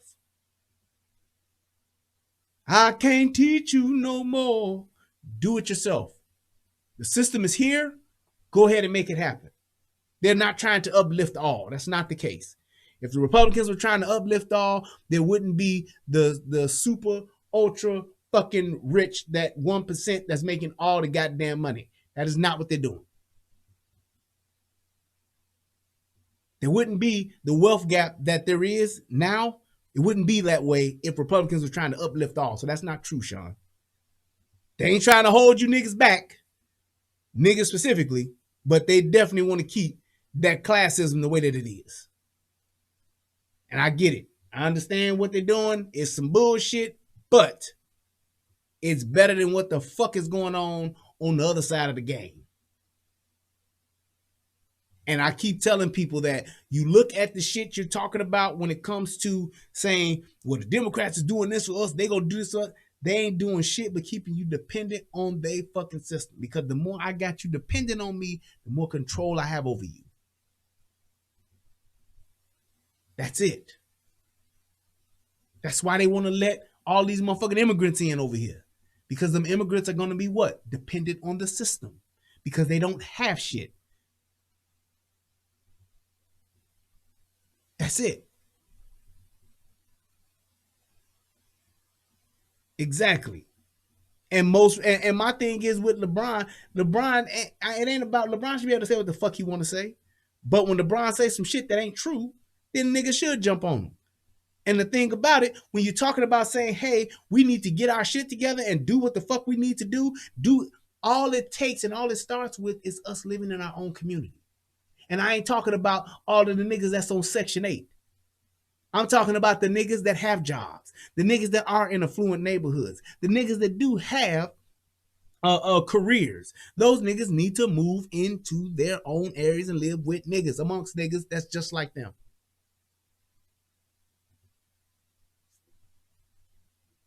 Montreal, thanks for the super chat, man. He said Chelsea Handler can be considered a racist as well. Exactly. She had to remind 50 Cent that he was a nigga. But you don't see no Democrats saying shit about that. Ain't it funny how they all overlook the racist shit that they say, but will try to find and fine-tooth comb and look over anything that a Republican says is racist with a fucking electric microscope? By Tom, I didn't cut you off, sir. In the book Brainwashed by Tom Harrell, he talks about people like you, people who don't realize that we've only been off the plantation for about 155 years, and that you've only been a full-blown citizen for about 56 years. You talked about living under Jim Crow, and that our culture and our memory and our entire race was destroyed for 246 years under the act of enslavement. Enslavement is a violent act. It is not something that you are, and that our race has never been given a chance to recover from 400 years of enslavement worldwide. That's not true. Let me finish, please. You asked me on this show, you're going to let me speak. You're not going to run over me like you do these weak people. And Like I am a not here to sit and listen to someone who is I a champion for the really. I feel him because he do that shit. I'm telling you, if you watch any of Jesse Lee Peterson shit, he will motherfucking go back and he will motherfucking run his fucking mouth and then just before you know it, he done monopolize the whole conversation and it'll be like, so did you have fun? Or you will be saying some shit and he would just ask a totally different question and not acknowledge what the fuck you said or what the fuck you didn't say. He would just move the fuck on to some other shit. I'm telling you. It seems like at moments, he just have moments where he just totally ain't listening to what you say and will just be like, okay, so what about the Bears? What do you think they're going to do this year? You be like, motherfucker, we were just talking about slavery. I don't know. That whose ass they decide to kiss just so that they can have a spot to say what they want to say. I represent the face of the black movement now, and it is different than anything like BLM, who we do not align with, or anything else. Everything that you're saying, you're totally ignoring the fact that the empirical evidence exists right in front of your face. If we had to abolish the U.S. government, reestablish a unified coalition court, redistribute the land, take back the gold that's been taken, abolish the U.S. dollar, and a few other things, they call that a revolutionary act. But when you're talking about people addressing such things as the continued colonization of the black community through gentrification, the infusion of the black. Did you hear what this nigga said? Gentrification. That's the system that's doing this. No, that's niggas tearing shit up and wilding the fuck out, driving the property value down and letting the white folks come in and buy it up because niggas ain't buying it up. At this point in time in this country, this has been the most, we ain't never had as many rich niggas as we got right now today. Never. We have the most millionaires, the most billionaires ever. Why aren't those people going back and investing into our own communities? I'll wait. Daquan asked the question, he says, why us black people always say Republican is for rich, Democrat is for poor? I've been hearing that for a long time. That's because the Democrats always say, we're here for you, the everyday working man. We're here for you, all of the blue collar factory workers, while those rich people are the ones that don't care about you. That's been their narrative the whole time. They always try to paint that picture like they are one of us or one of you because they cater to the poor people. They cater to them for that power. We're going to get you subsidies. We're going to get you these. We're going to help you with this program. We're going to give you a bunch of free shit just so that you can vote for us. And then we'll go after those rich Republicans that aren't sharing in any of the profits. They're not giving anything back. We're going to make them give back, and we'll take care of you ourselves. Not realizing that the Democrats are just as rich as the Republicans. The rich politicians of a state senator for the Republican and a state senator for the Democrats make the same amount of motherfucking money. A Democratic congressman and a Republican congressman get the same check. Same goddamn check. Ain't no difference. It's all about what side of the fence you on and what side of the fence they trying to keep your ass on. They don't want you thinking for yourself. So what do? They tell you, we just like you. We looking out for you and your interests. We gonna take care of you. We gonna give you some free shit. All you gotta do is just vote for us. That's it. And then they don't do shit like Joe Biden. 47 years in politics, and he don't have not one goddamn thing he can say, I did this. Only thing he talk about is, I took on the NRA and got a 10-year ban. I took on the NRA and I beat the NRA. Okay, what you do for niggas? Exactly, crickets. Well, what I'm gonna do, Why didn't you ever do it? At least the niggas that's in your state, you've been representing them for 40-something years. Not to mention, you was in the fucking White House for 8. What did you do for niggas? Nothing. I get it.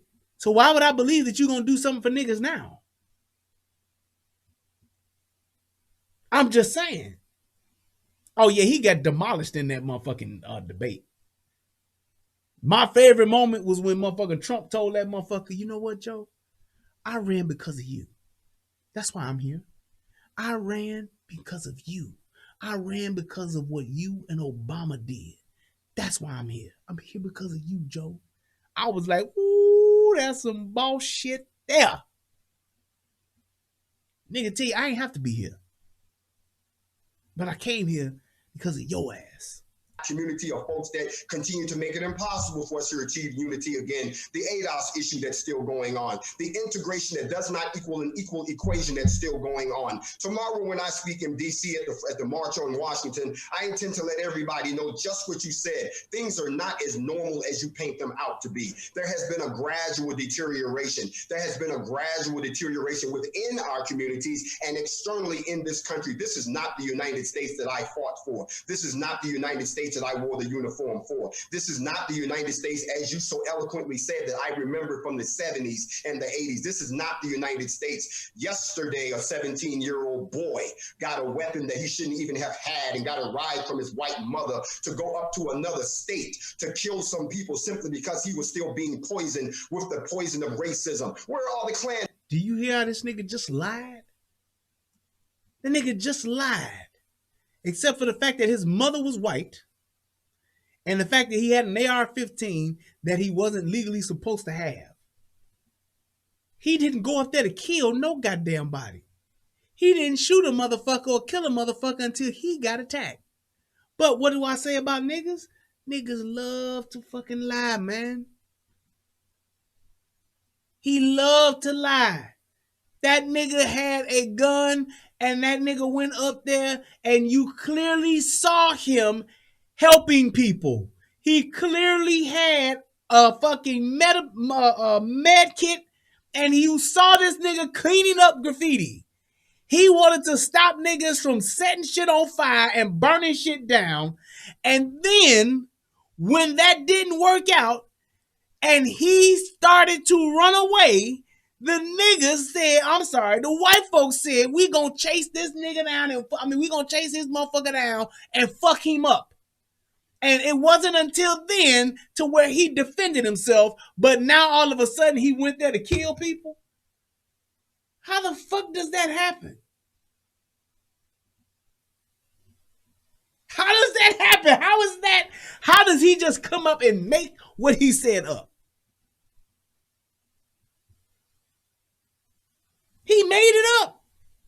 You can clearly see the video footage. You can clearly see, before all of the shit happened, he's literally telling you why he's up there. You then not only hear what he said, but you can clearly see him doing what he said. We're here to provide medical treatment to anybody that may be hurt, and we're also here to clean this shit up, and we're here to make sure that people don't fuck up shit. Why did he have to be there? Or why did he choose to go there? Because the police could not do shit. The police were told to stand down. So what? Police get told to stand down. I can't help defend my community. I can't help defend some average everyday working people that's been getting their shit fucked up. Because you motherfuckers been allowing it in other cities. Everybody think it's sweet and it's all about the smash and grab.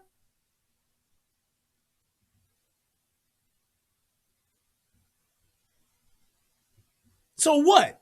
Now I got these motherfuckers coming to attack me, chasing me down, hitting me, swinging on me with a fucking skateboard and shit, chasing me with a fucking gun, and I'm not supposed to defend myself. I'm just supposed to take that ass whooping, huh? I just got to take that, charge that up, chalk that up to the game. I'm just supposed to take that ass whooping, huh? I got a fucking AR-15 on my motherfucking shoulder, and I'm supposed to just take this ass whooping, or take this motherfucking shooting, or take whatever the fuck these other motherfuckers gonna do to me? I gotta take that, huh? When you clearly see before the shit happened, the motherfucking dude talking about shoot me, nigga. Nigga, the white boy. Shoot me, nigga. Shoot me, nigga. Then when you start attacking this motherfucker, swinging on this motherfucker, he does just that. He did shoot your ass. Then you niggas started chasing him. Who chases a motherfucker with a rifle? I have no idea. But you see what happens when you do. You got a gun, chasing after this dude with a rifle. This motherfucker then tries to hit his ass with a fucking skateboard, and the motherfucker defends himself. Then the other asshole tries to grab that motherfucker's rifle until he got that motherfucking arm shot off. And that motherfucking arm was like, baby, hey, you know I'm gonna love you. Motherfucker arm was loose than a motherfucker once that 223 hit it. Who does that? Besides a motherfucker that want to get shot. Gun line, boss. Robes. You can't find a Klan robe in a thrift store or the Salvation Army because they still have them. You're not gonna sit there and insult. And I don't understand why niggas are still talking about the Ku Klux Klan. When was the last time a clan of Klu and Klux came to your city and fucked up some niggas? When was the last time a Ku Klux Klan set a cross up on your property? When was the last time a Ku Klux Klansman hung a nigga in your town? Hung a nigga in a tree and they all gathered around like they used to do? When was the last time y'all seen that? Why are niggas still even talking about the Ku Klux Klan? The Ku Klux Klan are pretty much non-motherfucking factors. Like Evelyn Lozado say, I remember this time. They are non-motherfucking factors. I could give a rat's ass if they exist. Hell, it's Aryan Brotherhood that exists. They don't like niggas either. I don't give a fuck about none of them. The Mau Mau's and the gorilla motherfucking, the black gorillas and all them shits, they exist too. Why the fuck would you be concerned about the Ku Klux Klan, a group of motherfuckers you ain't seen, ain't gonna see, and ain't gonna do shit to you? Well, they have a Ku Klux Klan rally. So fucking what? Last time I checked, this is America, Jack.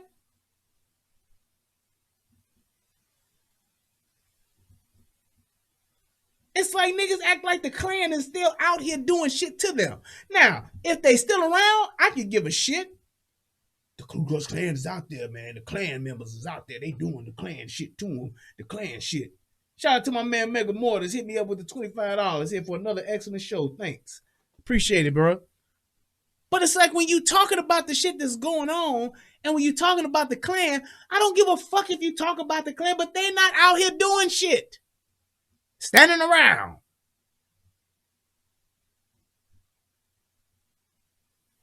The same reason the Jews are smart enough to talk about the Nazis. When was the last time you heard the Jews talking about the Nazis? I haven't heard it. Now, do the Jews talk about the Holocaust? Absolutely. Just like niggas talk about slavery. The Jews actually did something about theirs. The Jews actually got reparations. Don't you think we should kind of like try to follow that playbook? Well, how did they do it? It's like, I'm not saying that the Klan don't exist. I'm not saying that. But what I'm saying is I would talk about those things that are clearly impacting my day-to-day living situation because that is my clear and present danger. That's all I'm saying. You want to have a conversation about the Klan? I could give a shit. I don't care. Start you a Klan channel if you want to. But until a Klan come do some shit to me or mine, I ain't got no fucking words or no beef with no fucking Klan. Fuck them. That's it.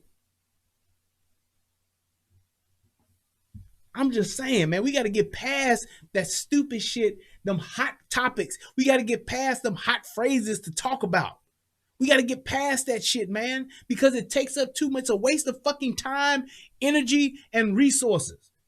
You got a bunch of niggas together to show up to supposedly fight a clan that ain't said shit and ain't did shit to none of y'all and ain't even show the fuck up to where they said they was going, where you said they was going to show up to. That's stupid. You're a dumbass if you do that. To do that. You led them people on a blank mission. Me and the 45 million other people that still exist in this country and try to do just what you said. Let me say that you're going on too long. Hold on. Without somebody calling the police on you. And then the police itself that you out of the slave patrol that is still killing people at will and there has been no redress. You can sit there and act like it doesn't exist in your... Empirical data was something he mentioned earlier. I believe that the statistics from 2018 or something like that was that on average it's something like 1,000 people die by the hands of the police every year. If it's 44 million niggas or 40 plus million niggas in the United States, you're talking about 1,000 people total, not 1,000 niggas, just 1,000 people total being killed by the police. What's the percentage of that? Less than 1%. Like 0.1% or some shit like that. Of the actual police killing people. Unarmed people. It's less than 1,000 motherfuckers on average. Why the fuck would you want to be concerned about that when you got 700-800 niggas, you got 124 niggas getting shot in a weekend? 20 kids dead in a month in one city. One. All black. There you go. 0.0002743%. It's not even 0.5%. Why would that be your concern? If you have 124 niggas getting shot in one weekend, 114 niggas getting shot in a weekend, 200-300 niggas getting shot in a month, and you're the black militia.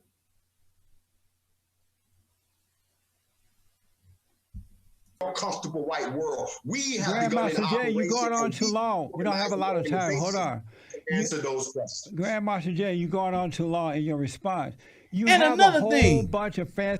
Why this nigga ain't got no undershirt on? I just noticed that. Nigga, where is your undershirt? Not even a wife beater, not even a black t-shirt or nothing. So you just got naked skin on glittery shirt, sweating and whatever the fuck you have, and ain't nothing there to absorb that sweat. God damn. Right, nigga showing cleavage. This nigga, man. Nigga got cleavage out. Lonely you bogus, man. Why is this nigga showing so much cleavage on a goddamn internet show? I don't understand that. This nigga has that motherfucker zip halfway to his breastbone. Why? Why would you do that, Morpheus? Why would you do that? Words that has no meaning. I think that good actions speak louder than words. And what should be happening, rather than you guys carrying on like this, running up and down and complaining, why don't you start building and encourage black people to stop destroying and let the world see that there's more to them than complaining about what somebody else is or not doing.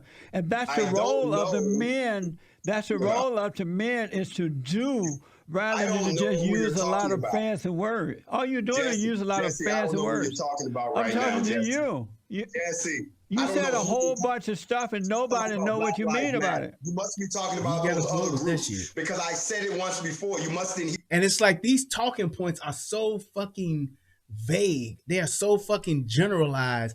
Why can't you just be specific if it's such a prevalent issue? If it's such a problem, why wouldn't you as the general have your shit like mapped out? as opposed to just talking the systemic racism that's taking effect over 246 years, and black people that have been unjustifiably, homicidally, ratifiably disenchanted, and you just saying a bunch of shit, as opposed to actually just making some real live speaking points and saying, this is what the problem is, this is what we need to do, we're asking for this, here we go. You just saying the shit that other people say and nod their head to, like, yep, he right. There is racism out here. Okay, but racism ain't got motherfucking Ray Ray and Nuck Nuck and Peanut shooting each other every goddamn night. Racism ain't got these niggas fighting over blocks that ain't theirs. How does racism affect O-Block? Tell me that and we can get somewhere. And if you're watching, please click that like button, click the subscribe button. We at 6,300 subs. We trying to get to 10,000 for the year out. Let's do it. We got work to do. Every sub, go get one sub. Let's do this. Where are you building homes? Right. People to unify. We are telling people to practice group economics. Where are you building homes? More gun sales in the last 3 Where months. Where are you doing it? You're saying it. Where is it happening? We've done more in 3 months. Nigga, you ain't responsible for a spike in gun sales. The goddamn government is responsible for the spike in gun sales. You fucking kidding me? You have no way to quantify that, sir. No way whatsoever. Lying ass niggas, man. Goddamn. Where? Some people in the civil rights movement did in the entire movement. Where? What do you mean where? Where are you Look across the building? country. Statistics have shown that ever since we started the campaign, which began in Brunswick, since you didn't ask, which began in Brunswick with Ahmaud Arbery, ever since we started our campaign, gun sales and gun classes and gun certifications amongst black people are up 52%. Nigga, do you really think that you responsible for that? Do you hear this lying ass nigga? Man, get the fuck out of here. Those fucking, all of that shit he's talking about has been increased, period. Since this whole shit started.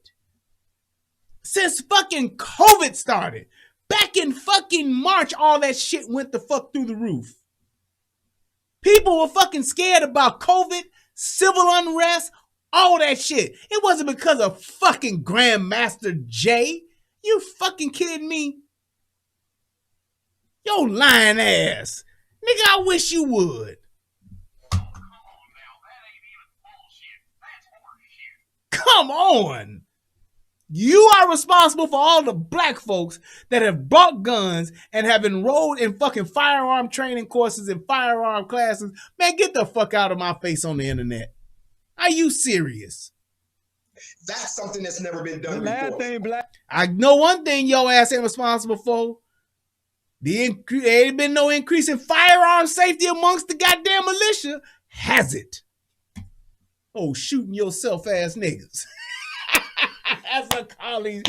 Y'all shooting yourself ass niggas. Get the fuck out of here. People need right now is a gun. They are inspired by the sight of watching, as you said, and I have to agree with you, when I see black people that are unorganized, that are a mob that's just complaining and don't have any plan, I'm right along with you. That is not what we're a part of. That's one of the reasons we came forward, just as you said, to be organized, to have a roadmap, to inspire, to educate, and then to be able to defend in the need that we have. As you notice, we've broken no laws. We've not killed one person. Not one person has been arrested. We've destroyed no property. We've done none of those. You ain't said you ain't shot nobody, though. You ain't said we have not shot each other. Where's that statistic at? Let's see the empirical data on that. Where them white folks had to come and pat y'all asses up when you niggas out there shooting yourselves. Where was all of the pro-black motherfucking paramedics when you motherfuckers got shot? Y'all was calling for them white people, wasn't you?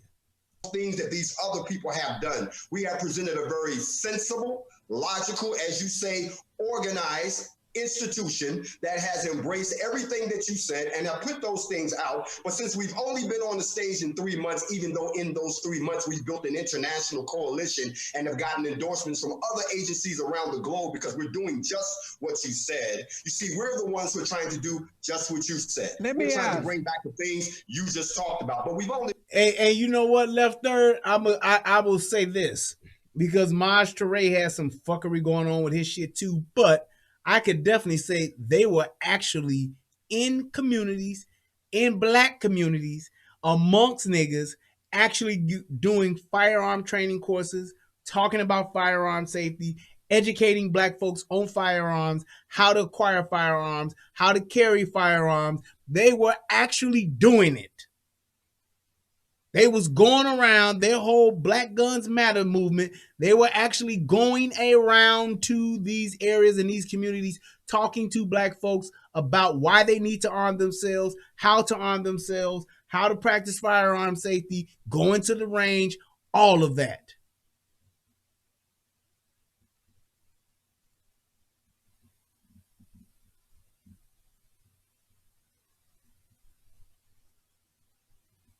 That's all I'm saying.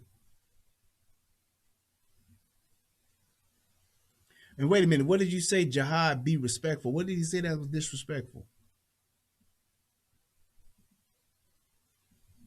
I can't see what the fuck he said. Or did he do that shit where you make it to where I can't see his whatchamacallit? I can't see what he's posting, but he's posting shit. Did he do that?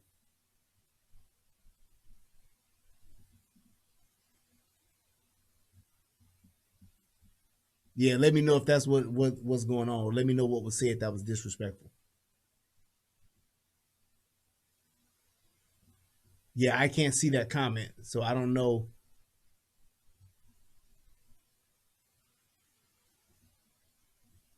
I don't see it. I don't see what's disrespectful. So if somebody can post it or show me, I don't know. But other than that, let everybody speak. Unless it's something that's just out of fucking line, let it go. Let me see it or let me catch it or whatever. But for the most part, I don't want to see nobody blocked just because of something that's just like a difference. But if it's something that's wild, then go ahead and do your thing. Yeah. Been in existence 3 months, and in those 3 months, what have we done? We've done more to motivate, unify the black people in this country, and I can show you all the receipts you need. But if I don't know where you're looking, but by the way you started off this conversation, you haven't looked in the right place because you didn't even do your research on the NFAC. Let me ask, as a man, and I find it really odd as a male, because I didn't grow up seeing this. It's odd to me to see black men begging for reparation and crying about systemic racism or blaming white people for their downfall. Normally, men overcome situations and the women and children follow. But the black men are acting just like the black women, and they're acting like the white man is smarter than them, that the white man can do better than them. So by complaining and blaming, you're hurting yourself rather than coming together as an American people. I'm going to stop you right and now put because forward that effort. It's not attractive to see men complain like that. I'm going to do this one more time for you, and if you don't get this, we can end this interview. You're not listening. You keep saying the same thing over again, and I don't go in circles. Do you feel normal? Does it feel right to be complaining? See what he's saying, and here's where he missed it at. Here's where Jay missed it at. He wasn't saying him in particular or his group. He's just saying people in general, black folks in general. That's what he was saying. And then he about to go off into this shit. That's a fucked up pause, but whatever. No one's blaming. You complain about systemic racism and you want reparations. No, we're not begging for reparations. You do want reparations. What the steps are to get reparations. The steps to get reparations, and I've taught on this. You can't pay reparations to a color. You can only pay reparations to a country. I've already taught on this, that black people in this country need to stop asking for something that can't be paid to them in their current state. I've taught on this. I've told them that once you decide to declare yourself a sovereign, liberated country, then you can petition for reparations. So I'm not begging. We haven't begged for a damn thing because we haven't even taken the first But step. see, like, to put okay, us so in a like position Jihad for said, black we are people to get asking to be reparations. left So no one's alone, begging. not for Additionally, a there's been handout no and not to downfall be here. held You've back. seen the NFAC. How is that Fully happening? equipped. We're Like I said well-dressed. We earlier, don't have throws to me job. you off can is just you get guys your own dress shit up and do like your own that. thing. Of this country, Ain't we're nobody all doing that. people. I We're know, not but the people in the streets that you're talking about. We're the actual responsible homeowners, gun owners, and voters that got together under the Constitution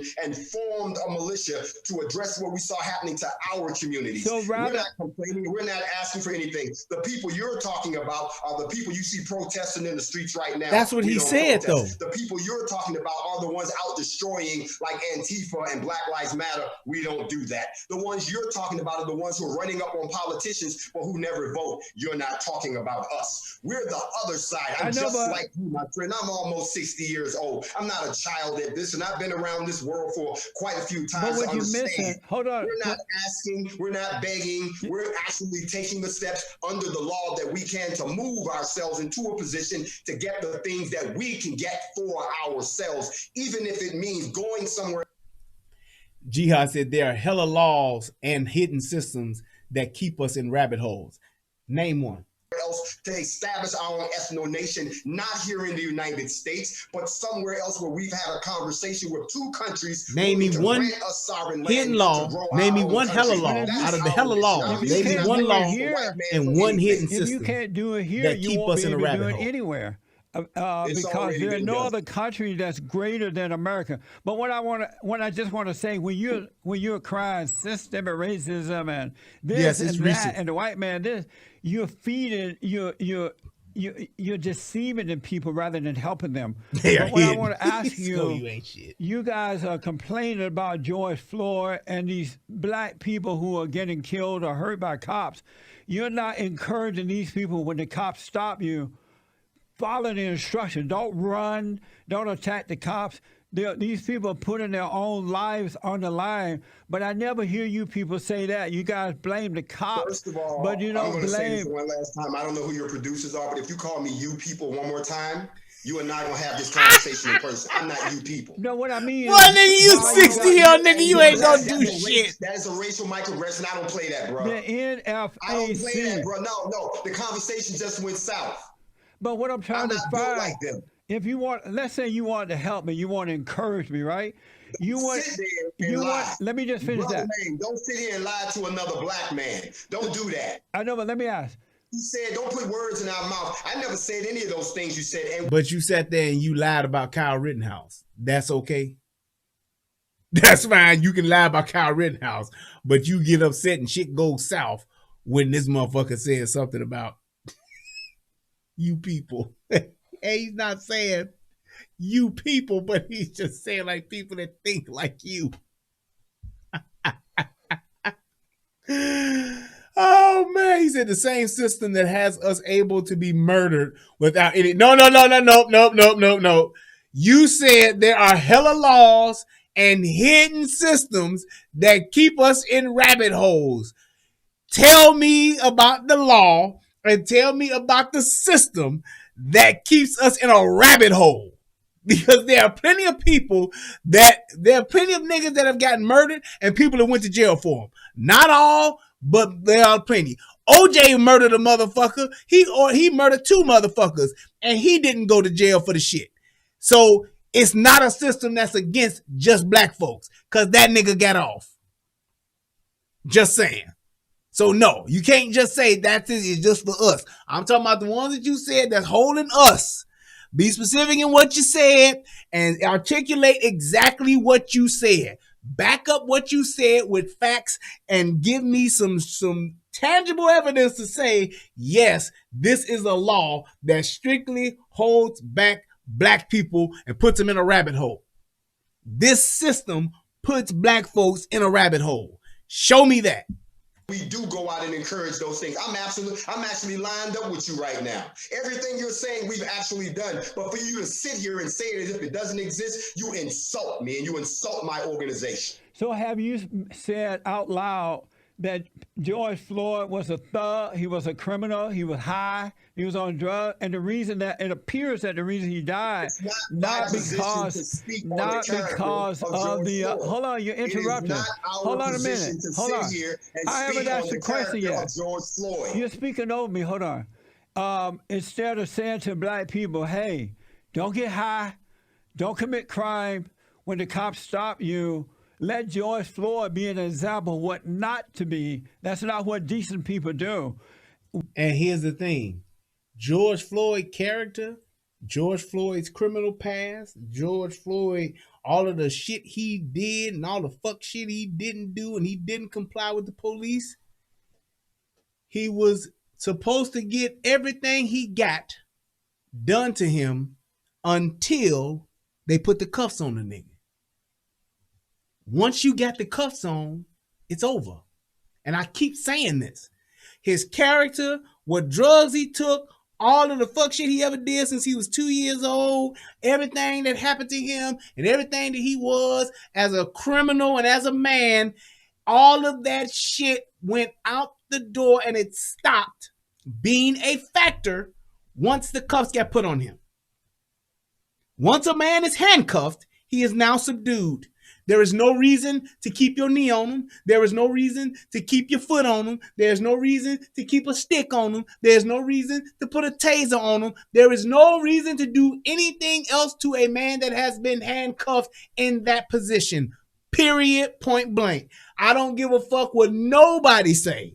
I will hold true to that until the end of fucking time. All of the fighting, tussling, arguing, I'm not that kind of guy. All of that shit was out the door once he got cuffs put on him. He was in custody. Take the nigga to jail and get your fucking knee off his fucking back. Period. I don't give a fuck with nobody. He was on this medicine. He had such and such asphyxia because of the drugs he was on. Well, motherfucker, the fact that a knee was on his neck or on his chest, that didn't help none either. Did it. And it didn't have to be there. So fuck that police officer. Fuck them other police officers that stood by. The motherfucker shouldn't have did it. Plain and simple. There is no fucking reason for you to have your knee on a motherfucker's neck for 8 minutes and 46 seconds. Fuck you, you're a piece of shit. There is no justification for that. I don't give a fuck if he shot 42 people. Once you got the cuffs on him, game over. He killed my mama and my grandmama and my great-granddaddy. Fuck him up. But once you get the cuffs on him, it's over. He took a knife and stabbed 4 kids in the throat. That piece of shit. Once you get the cuffs on him, it's over. Plain and simple. It's over. Anything you do to that person's body after you got them cuffs on him, you are 1,000% responsible for. If he was on fucking drugs, if he was on fucking nuke, I don't give a fuck what he was on. You let him die of that sitting in the back of your police car as opposed to being on the fucking ground with your knee on his fucking neck. Fuck that. So anybody to say, oh, it was this, that's why he had died. Oh, he had this, that's why he had died. Bullshit to the back. Anybody to disagree with me? Come and let me put my knees on your neck and your back for 8 minutes and 46 seconds, and then let's see how well you turn out. How about that? Now, don't do no video. Let me do it. I was a motherfucking police officer. Let me do it. Let me put my knee on your neck and your back for 8 minutes and 46 seconds, motherfucker. And then let's see how well you do on the fucking asphalt, on the hard ass ground. Let me do that. Then we'll see. You can get all 255 pounds of this motherfucking chocolate nigga right here on your chest and your neck. And let's see how well you do. And don't ask about shit about I can't breathe. I don't want to hear shit. Don't call for your mama. Just shut the fuck up and let me do it. And then you can change my mind. Like, what's the motherfucker that do them videos? Change my mind. Change my mind by letting me put my shit on your neck and your chest for $8.46. How about that? Let's go to a college campus and see how many motherfuckers sign up for that. Let me handcuff your ass, put your hands behind your back so that your chest is out fucking front and you got your neck like this. Yeah. And let me put my shit on your neck and your chest. $8.46. Till then, shut the fuck up because you don't know what the fuck you talking about. You can talk about it was the fentanyl. Bullshit. Bullshit. He was on the drug, he was on marijuana and he was on psychotropic drugs and he got asphyxiated. Then fine, let the motherfucker die in the back seat of your car on the way to the motherfucking station. Anytime you got a motherfucker knee on your neck and you can hear the motherfucker clearly go from talking to motherfucking begging for his mama to heavy breathing to no breathing, that ain't fentanyl. Fentanyl don't do that. But I tell you what will. A knee on your motherfucking neck and a knee on your motherfucking back. That's right over your chest. I tell you that'll do it to you. I tell you that. I've never heard of somebody being on fentanyl and they sitting there breathing and they die in 8 minutes and 40 seconds. Somebody show me that. Show me somebody sitting upright, take some fentanyl, and in 8 minutes and 46 seconds specifically, they just die. Let's see that footage. That's what I thought. Have you encouraged blacks in that way? We've actually encouraged people to learn the law as we work inside of the law, which is what we do. Everything we do is within the context of the law. We've encouraged people to use us as an example. I've given long, lengthy speeches on your constitutional rights, your Miranda rights. I've never said. So he says, so Michael Morton says he kicked his way out of the car, remember? Right. He ain't the first.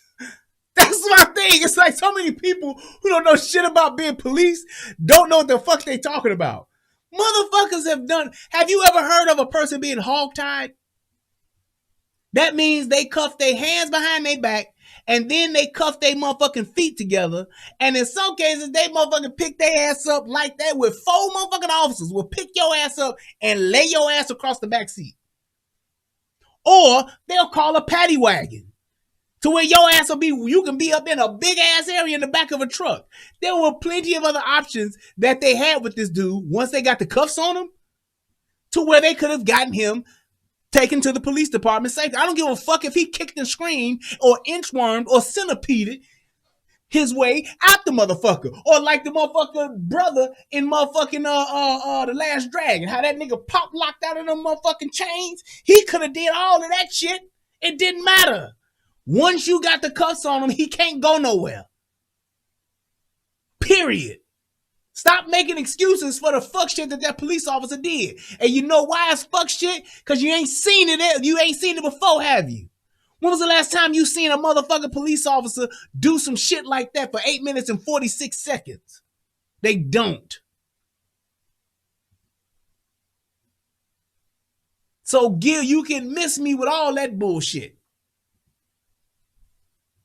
He couldn't breathe multiple times before he got on the ground. Now, I didn't see that, but if that's the case, then he definitely shouldn't have put his ass on it, put his knee and shit and his full body weight on that motherfucker's midsection. That gives him even more reason. You ain't gonna win this one, dude. There is no, oh, but he had did this. That's why. No. There is no fucking justification for it. The dude did it because he hated him. He did it because they had history. He did it because he called himself teaching this motherfucker a lesson. I'm going to show this nigga. I'm tired of this nigga. This nigga pissed me off. That's why he did it. When you saw the look in that motherfucker's face, that's why he did what the fuck he did. Plain and simple. That ain't no motherfucker, oh yeah, we do this all the time. We'll sit on a nigga neck for 2 hours. We'll sit on the nigga neck for 10 minutes. I remember one time Jonesy, he sat on the guy's neck for 15 minutes and the guy was still okay. Bullshit. That shit don't happen, dude.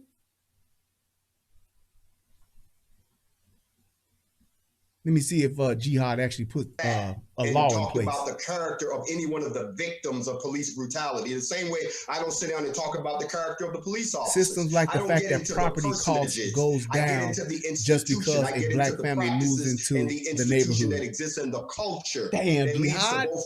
It don't work like that, man.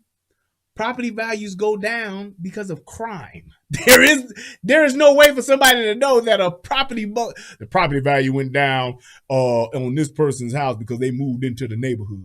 Now, here's the thing. I just saw on the news maybe last week where a family got a house appraised. It was a biracial couple. A mixed couple. White husband, black wife. They got the house appraised by they got the house appraised and the wife was the only one home, black woman. The house came in at one value.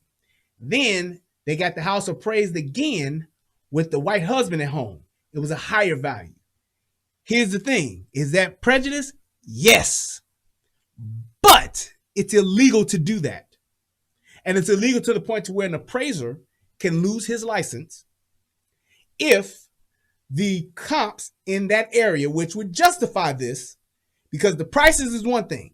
If I appraise your house at $400,000, and this other person appraised your house at $350,000, what determines if that appraisal is bullshit or not are the comps in that area.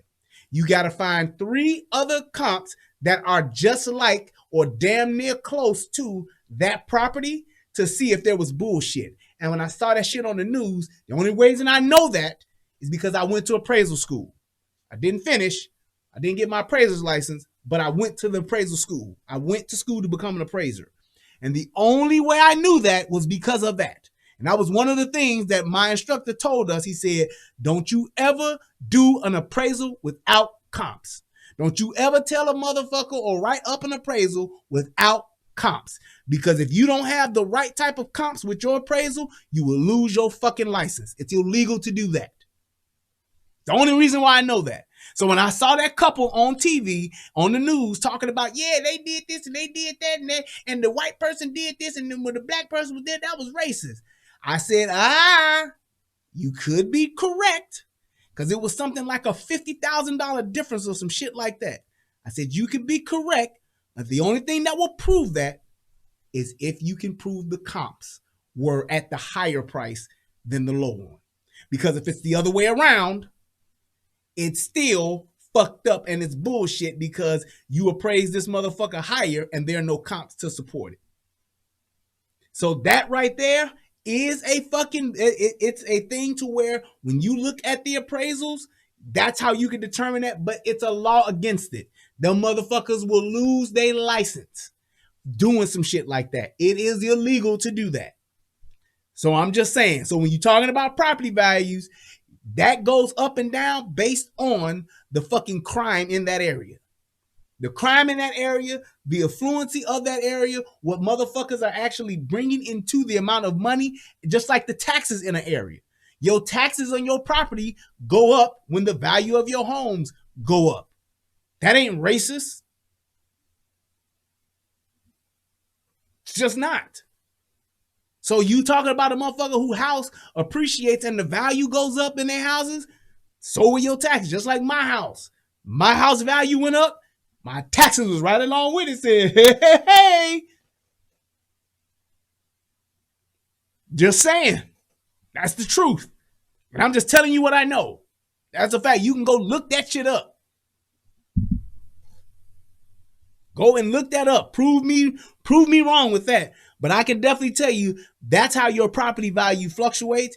It's based on the income in that area, the crime in that area, what you motherfuckers actually have in that area. So when you don't have businesses in that area, your motherfucking property value and all that shit, commercial property and all that shit, that helps your area. It gives you more taxes in your neighborhood. The affluency of your neighborhood, how your neighborhood looks, the upkeep of your neighborhood. All of this shit that I'm talking about in real estate is shit that you control.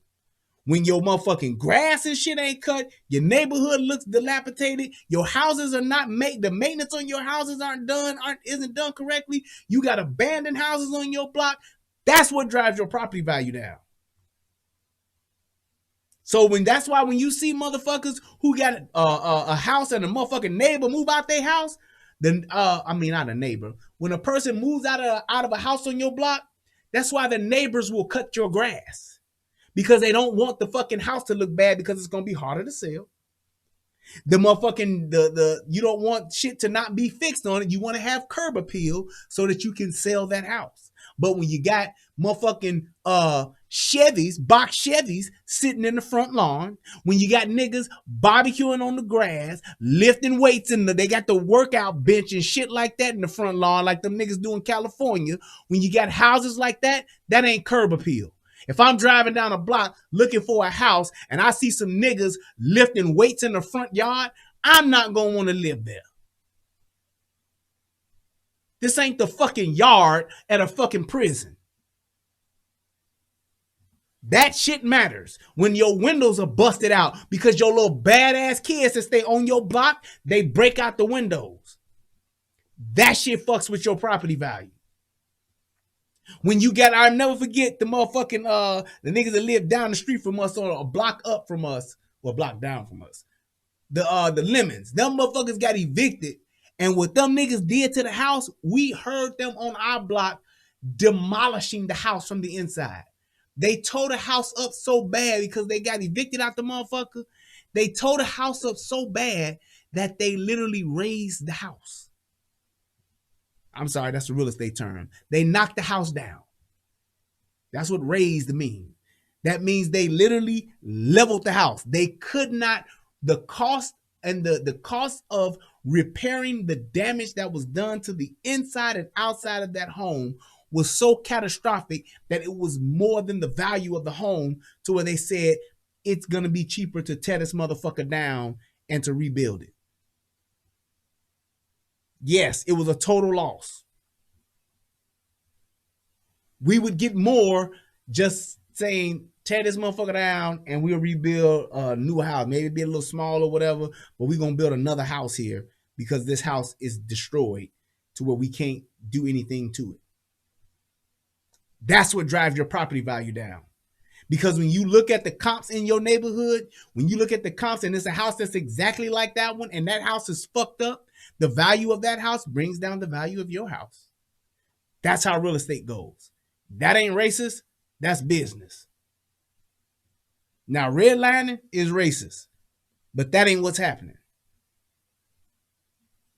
This shit is almost over. These people, particular people acting the way they do. The police culture, and as you so eloquently said, those people who are either, I don't want to say illiterate, but who may be ignorant to the law themselves and not know how to respond when they're placed into those systems. I understand exactly what you're saying. Right. Okay. Now, how many people live next door to good blacks? Exactly.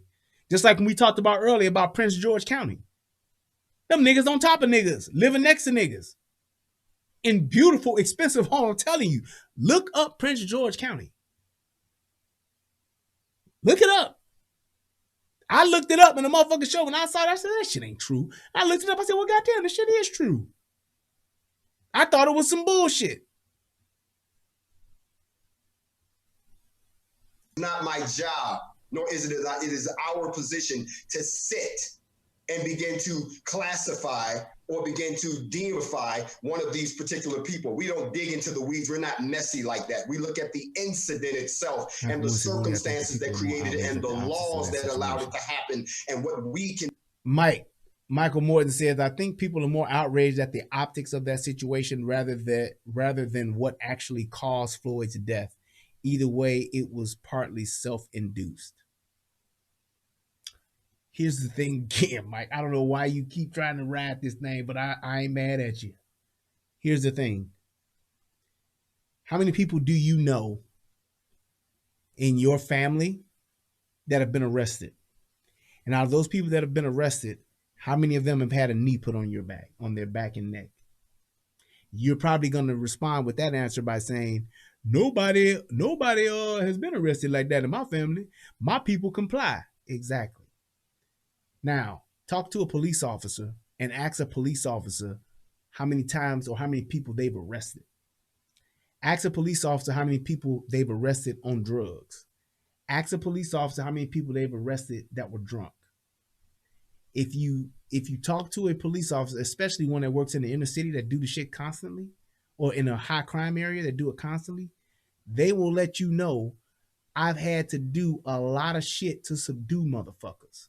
I've had to hit motherfuckers with my gun, with my baton, with my fist, with my elbow. I've had to kick motherfuckers, palm strike motherfuckers. I've had to put pressure point holds on motherfuckers. I've had to tase motherfuckers. It happens. Ask a police officer how many times have they put a person in cuffs, had them laying on their stomach with their hands cuffed behind them, and once they were cuffed, they then proceeded to put their knee on their neck and on their back for 8 minutes and 46 seconds. And then tell me what you find out. The optics of it is what's outraging, is an outrage, because you clearly see the man subdued. You clearly see the man give up. Then you clearly see the man plead for his life. The man's life flashes before his eyes.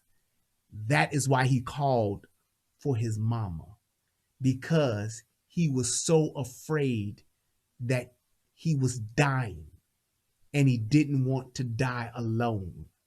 Most of the time, if someone is dying, they will call out those people that are closest to them, because that's who they feel connected to the most.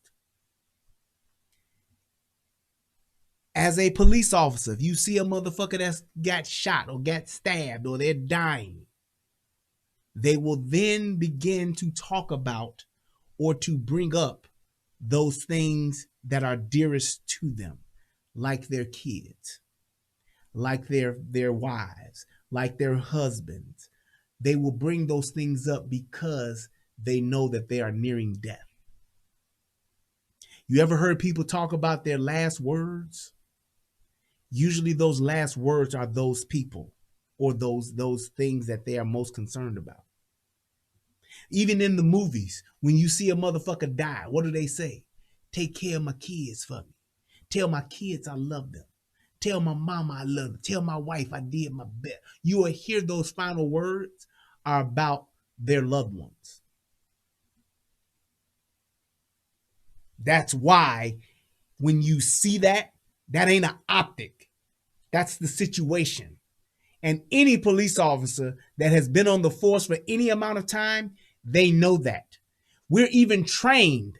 When I went through the academy, I was trained that if you ever come up on a person that has had some type of physical harm done to them, like a person who's been killed, a person who's been shot, a person who's been stabbed, you ask them, who did this to you? You know why? Because they call that their last, I think it's called their last right or some shit like that. Most people will clearly be able to identify who killed them if it's someone that they know that killed them, which is used in a court of law. That's why you do that. Because those people that are people who are near death, they tell the truth. So that is not about the optics of it. It just looked bad. No, it was fucked up. Because for 8 minutes and 46 seconds, it clearly shows you that the dude gave the fuck up. And you kept going. It wasn't that he had his knee on his neck and his back for 46 seconds, for a minute, for 2 minutes. It was 8 minutes, dude. That's what's fucked up about it. Ain't no optics to that. Plain and simple. That's just like if a motherfucker comes and stabs you in the fucking neck. Do you want somebody to come and put their hand and their nose over your face telling you to shut up? If you screaming, I've been stabbed, do you want a motherfucker to come and do this? I was trying to keep him quiet so that he wouldn't exasperate on his own blood. That ain't optics. He wasn't near death until it was about maybe 7 minutes, 6 minutes, 5 minutes. Point is, why was he on his neck that long? Who does that? That ain't got shit to do. We're trained to do that. Nope. Just like the dude who was standing by, the bystander was saying, hey man, I've seen that move before. You ain't got to do that. I've seen that training that you police do. You ain't got to do that. They don't train you to do the shit for 8 minutes and 46 seconds. They don't train us to do a open palm strike for 3 minutes. That's why you don't see a police officer holding a person like this. He won't put his hand behind his back. Hey man, he's not fighting you no more. He still ain't doing it. That's why you don't see that. Tell me one thing you've seen a police officer do to a person with handcuffs on for 8 minutes and 46 seconds. Ain't no optics. There ain't no optics gonna support that shit.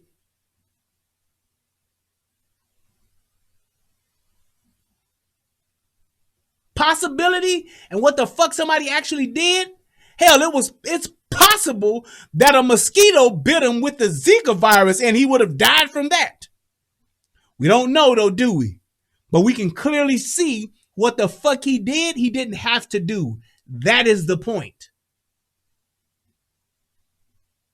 That was the whole point to this. That's why people who talk about his drug usage, his criminal history, what he did 20 years ago, 20 days ago, he was trying to pass a fake 20, all of that shit. Yes, that mattered as to why the police were there and why they were taking his motherfucking ass to jail. And all that shit he was doing about, I'm not that kind of guy. Wait, let me talk to you. I'm claustrophobic. I can't breathe. I don't give a fuck about none of that shit. Fuck him until you get them cuffs on him. Once them cuffs on him, he's a fucking person. Lock his ass up the right way. Get off his neck, get off his fucking chest, and let the motherfucker go to jail. Because that's what the fuck your job is, sir. Your job is not to sit on a motherfucker's neck for 8 minutes and 46 seconds. Your job is to arrest people who have broken the law and you let them have their day in court and go through due process. That's it. Enforce the law and shut the fuck up. Your job ain't to put a motherfucker on the ground and put your knee on their neck for 8 minutes and 46 seconds. That's not your job. So fuck the optics.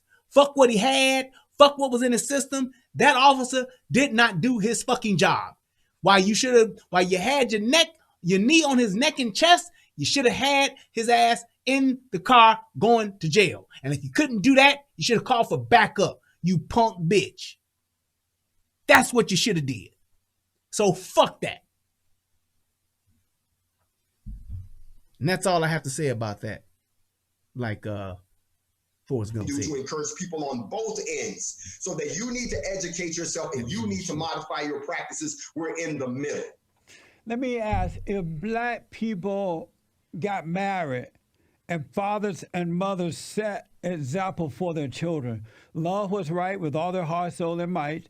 Oh, it's all good, Mike. Taught their kids to work, invest in land, and be responsible, and treat all people the same. Would black people be in the mess that they're in today? Where that come from, Sean? Still don't justify the looting and rioting. Well, we know that. But either way, that motherfucker shouldn't have did what he did. Answer your question, but I'm prepositioning as I speak.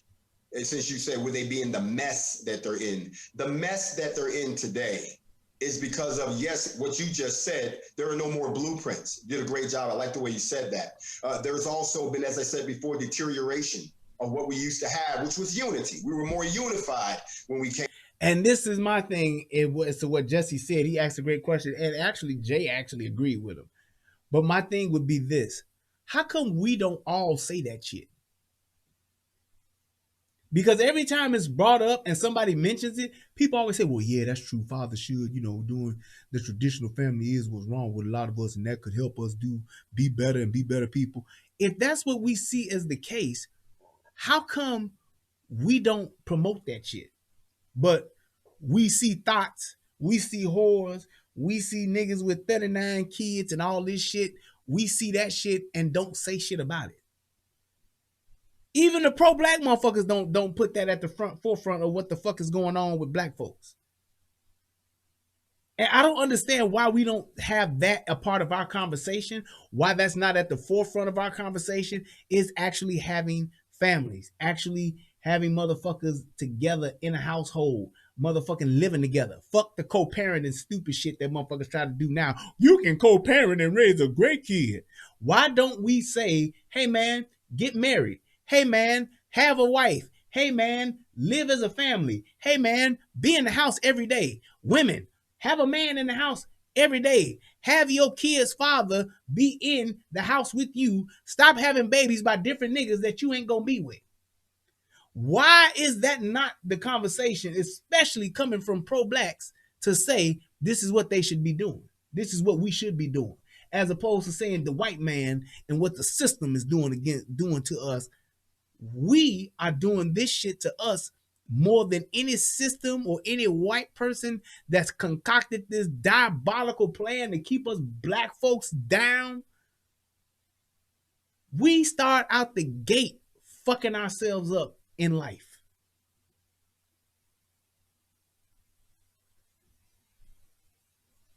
Came out of the civil rights movement, we were more unified when we came out of slavery because we were all we had. We were more unified. Then the unity has been destroyed. So yes, I believe that if people saw the blueprints, just devils, the same people that shoot up a kid's school type and say what Sean say, don't want responsibility, just want to tag it and bag it. But what about the niggas? Are those devils too? Because them niggas that shoot up the blocks every day the same way and kill 32 niggas in a day, 35 niggas in a day, 78 niggas in a weekend, aren't those devils too then, Jihad? Because they actually killing their own kind too.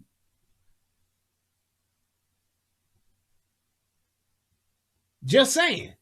You would think that them would be the same motherfuckers that you would call devils as well, that sit up and shoot and kill their own people. You would think that them niggas that's out there selling crack, selling heroin, selling motherfucking weed and all that shit to they same motherfucking people to keep them high in fucking drunken stupors and keeping them off they fucking square. You would call them devils too then, right? Correct me if I'm wrong, since you throwing this devil term around so loosely, wouldn't they be devils as well? Those same motherfuckers that's out there shooting at each other, killing each other, raping these young girls, fucking these motherfucking kids, the same niggas that's out here motherfucking selling drugs to each other, killing each other over blocks that ain't theirs, you would call them devils too, right? However, I never see that. I never see a motherfucker post on their social media, man, them devils killed 32 niggas over the weekend and it's all black on black crime. But you let a white person shoot a black person that was chasing them, coming after them with a fucking gun, then that's the devil? That's bullshit. I ain't using Chicago. Nigga, that's Detroit. Nigga, that's Florida. Nigga, that's pork and... Go look up pork and beans in Florida. That ain't Chicago. Yeah, use Chicago. That's every motherfucking inner city in the motherfucking hood. What is you talking about? And whether it's 32 niggas or if it's 6, ain't that 6 too many? Brother?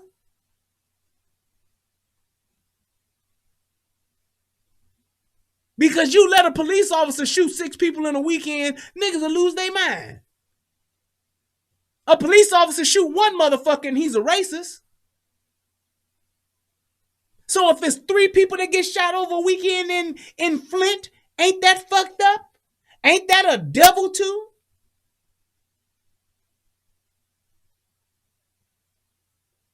As you said before, if they saw what a black man and a black woman union actually looked like, if they saw that the fruits of getting an education and, getting a good job and being a responsible citizen and being knowledgeable about politics and things of that nature, then yes, then they could begin to pull themselves out. But the problem is they can't pull themselves out internally because people don't want to acknowledge the external conditions, that the bubble that's been built around them by the society that they live in. It's not true. See, that's where I disagree with you.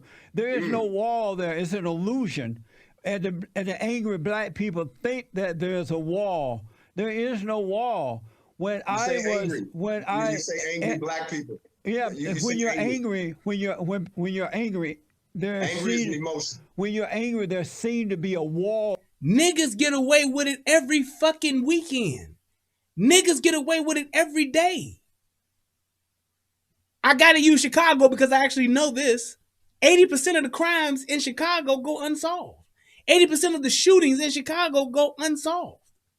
80% of the murders in Chicago go unsolved. Fuck you mean? They getting away with it. Niggas getting away with it. And the fucked up part is niggas who live in the hood that niggas are in, they know who did it and they don't say shit no way. They help them get away with it. I know it's the same in Cleveland, Sean. I just don't know Cleveland's numbers. So I'm just saying, you tell me what is the clear and present danger? What is the danger that's closest to us? White folks or niggas? All them cities are doing better than they was when I was in the hood back in the day. Bullshit. It's the same thing, nigga. It's just that it's now on social media. There you go. Nisha says, I'm near Detroit. They just killed a 6-year-old. Was that Whitey? I think not. We just seeing more. That's all it is. We're just seeing more. The only thing that really impacts shit like that is when motherfuckers are working, motherfuckers got jobs, and motherfuckers are living better because the economy is doing better. Sometimes you'll see it differ. You'll see a fluctuation where crime will go down. For the most part, it's all the same fuck shit happening. It's just motherfuckers are videotaping the shit, live in the shit, Facebooking the shit, Instagramming the shit. That's it. But we are not paying them through taxes. That ain't got shit to do with niggas dying. So you're more concerned about the people that are dying, the 1 or 2 motherfuckers that'll die from a police officer, than the 8 that'll get shot? The 6-year-old being killed is less important than the motherfucking grown-ass man that got killed by the cop because he didn't put his fucking gun down or because he reached for some shit? That motherfucker's more important than a 6-year-old? Are you fucking kidding me? That's the shit niggas try to say. They professionals. We pay them with our taxes. Okay, well, motherfucker, what about the motherfuckers that ain't getting paid and just out there doing fuck shit? Who's gonna stop them? A 6-year-old is dead, and you're talking about the motherfucking handful, literally handful of people that have died by the police hands with no weapon.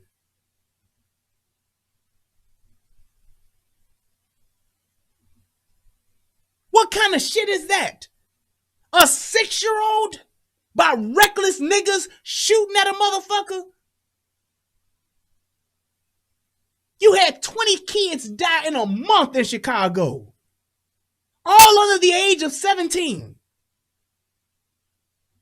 Fuck that though, because that one dude that killed that motherfucker, Jacob Blake, that motherfucker ain't shit. We need to go get his ass.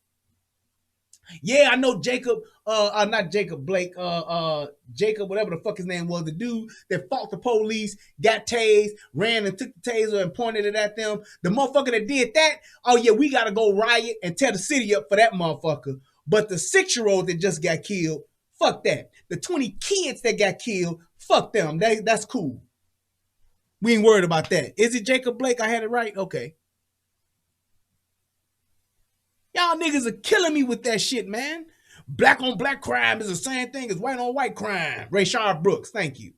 Black on black crime is the same thing as white on white crime. That's a myth. That's a false narrative. Fuck out of here. Last time you seen 32 white people get shot in a fucking weekend? That shit is insane that motherfuckers are even trying to insult niggas' intelligence with that type of motherfucking narrative or talking points. Look at the fucking facts. Rayshard Brooks was a fucking drunk driver who failed, couldn't pass a sobriety test if you gave him the answers to the shit, failed miserably, and then once he was supposed to be taken in custody like he should have been, he fought the police, stole on the police, whooped the police ass, took their taser, tried to use the taser on them, and the fact that he got shot because of that, that's injustice, but a 6-year-old dying ain't? If you want justice all across the board, then start at the motherfuckers who's dying the most in the motherfucking areas that's dying. I mean, where motherfuckers is living. And that's the fucking hood. But no justice for the unarmed black man is salt in a 400-year-old womb. Is wound, first of all. And then the thing is this. If you got people dying today next door, why are you concerned about people that's dying in a whole nother state from you? They the closest motherfuckers to you. Why are you concerned about this one motherfucker that got killed by the police and you got 30 niggas that died in your neighborhood in a weekend? That you know. Niggas that you see. Y'all niggas know the drug dealers in y'all neighborhood and y'all don't say shit. But you gonna march and go loot when a white person shoot a nigga with a gun downtown.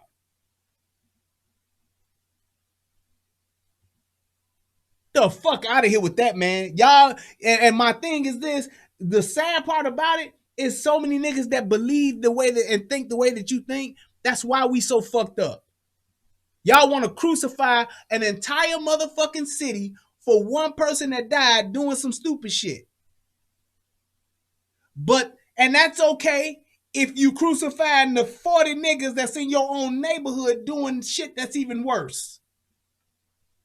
You will march past the drug dealer. You will march past the motherfucking shooter on your block to go over into another area of the city to protest about the police shooting an armed motherfucker. How does that make any kind of sense? Just like how these niggas talk that bullshit about Breonna Taylor. She was sleeping in her bed. Bullshit. The bitch thought she was getting robbed because she was the motherfucking bank for the dope man, and she thought she was getting robbed, and she wound up shooting at the motherfucking police, and her nigga that was with her, I don't know if that was her man or whatever, but that motherfucker got little once he kicked off that shot. And she got fucking lit up because she was living a life that was fucked up. In that street life, that shit come with that. And niggas know that. Is it sad that she died? Yeah. But she motherfucking played a hand in her dying. Because had she just motherfucking said, you know what? Let me stop being the bank for the drug man. Let me stop fucking with this dope dealing ass nigga and get out this life. She wouldn't have been in the warrant. They wouldn't have had evidence against her to show that she was doing fuck shit to go to jail. Because just in case you didn't know, they didn't find no drugs at her house. That's because the nigga got locked up several hours before, the day before. And that's why they didn't catch all the shit at her house. Because that nigga got to use his phone call to make sure that get word to that bitch to get all that shit out the house. That's the only reason why that bitch got it. That's the only reason why wasn't no motherfucking evidence there. They had the wrong house. She was an EMT. Bullshit. What was she doing? Because she hadn't been an EMT for quite some time. She was fucking around with that life. I get it. But jail, stick up kids, death, all that shit come with that game. Plain and simple.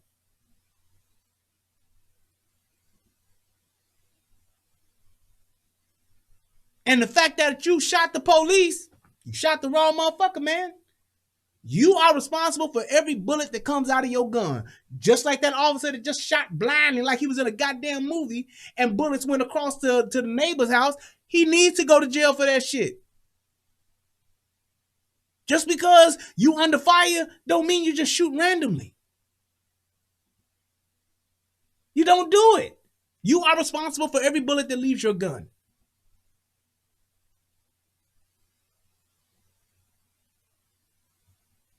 We hate the drug dealer too and protest against them, but for the people we're paying to protect us, yes, we will protest them hard. Okay, but why won't you protest the drug dealer and help the police lock up the drug dealer that's in your neighborhood, making your property value go down, killing your fucking neighbors, killing your fucking relatives, killing those people either with drugs or with the gunfire or the gang play that comes along with it? Wouldn't you think that's who you should go hard at as well? Wouldn't that be who are you spending most of your time at? Getting your motherfucking hood drug free? You know why you won't do that? Because them young niggas will shoot y'all ass. And niggas are scared. That's why. That's why you don't see the FOI, the NOI, the guardian angels. That's why you don't see none of these niggas going up against these young ass thugs. Because they know them niggas will shoot. And them niggas don't want to get shot at. That's why. That's why you niggas will go and march your ass downtown. That's why you niggas will go and be yelling, pigs in a blanket, fry 'em like bacon, because you know the police just won't randomly shoot at your ass. That's why you go do it. That's why you will go and we shall overcome all up and down the streets on the expressways. Y'all niggas will go and protest the police because you scared to protest them young thug niggas. Because them niggas will shoot y'all ass and y'all niggas don't want that smoke. All you niggas want is a motherfucker to give you some shit. That's it. If you niggas was really about this life, y'all niggas would have been got them niggas up off the block. Y'all niggas would have been got them niggas up off the corners. Because y'all know what the fuck them niggas are doing on the corner and all the residual shit that comes from them niggas being on the corners. Y'all would know that's more of a fucking danger to you and your life and your loved ones than the fucking police officer pulling a motherfucker over for a goddamn ticket. You know it. Now that's the motherfucking truth. Till you niggas start going out here shooting these motherfucking gangbangers, shooting these motherfucking drug dealers, shooting these motherfuckers that's fucking up your own motherfucking community. Till y'all niggas start shooting them, I don't want to hear shit. Because it's all bullshit. There, but it's not. It is abnormal for men to be angry. Let me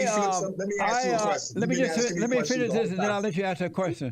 Let me just say this first. I disagree with you that black people. I know, but let me say it. I'll let you answer the question. I know, but let me say this. Don't be afraid of my question, Jesse. I'm not. I'll let you ask, but you said one thing that's not true.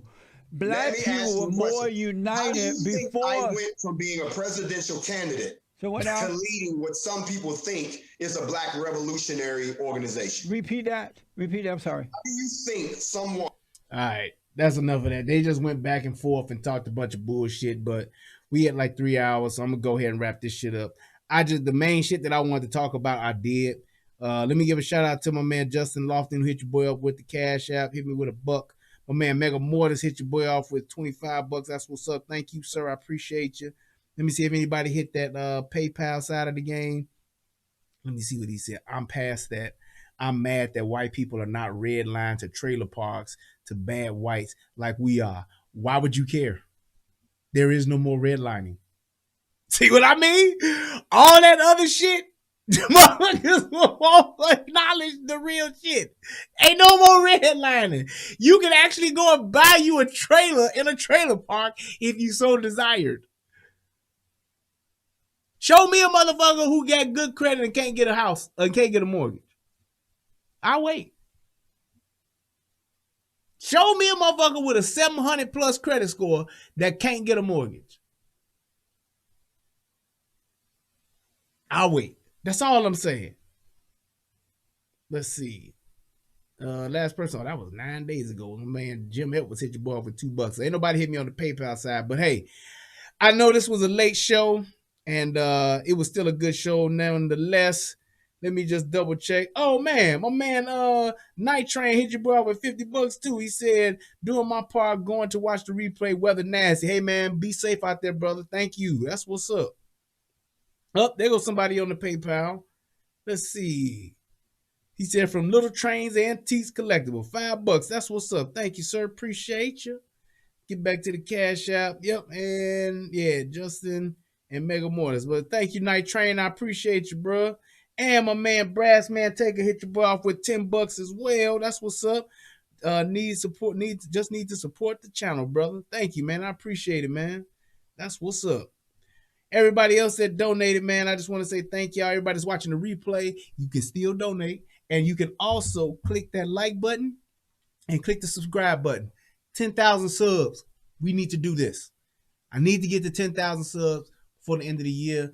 And the only way that's going to happen is by y'all sharing the show, by y'all clicking the like button, and by you guys getting somebody to subscribe. Everybody that's a sub, go and get a sub. That's it. That's all we need to do. Let's go ahead and do this. We had 60, almost 6,400. I think I need 12 more subs to get to 6,400 subs. We are on the way, and we can do this. Let's do it.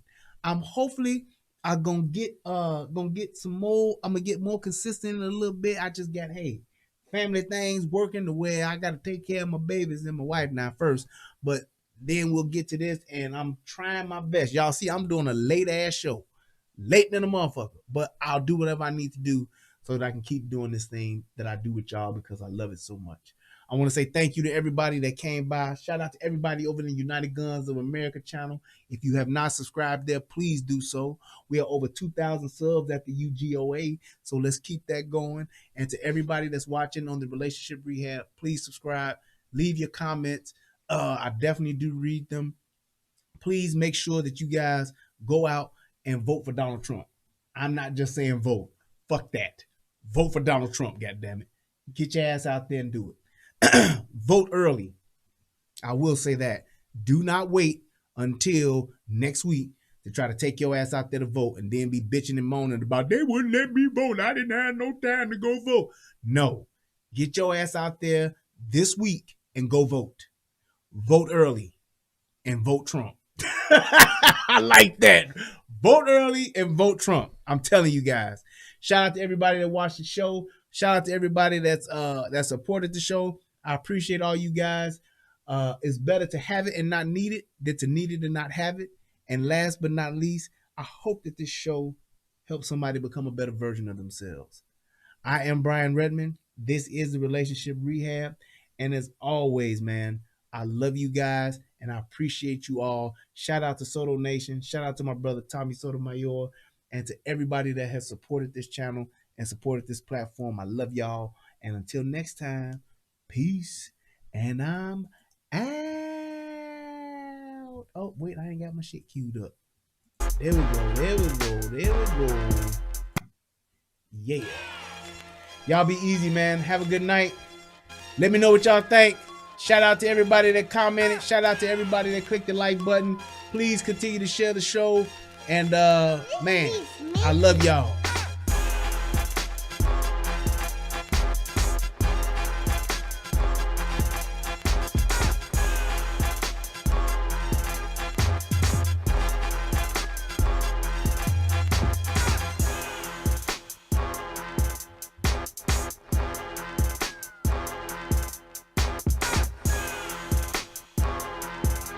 And shout out to all my mods. I love y'all. Thank you.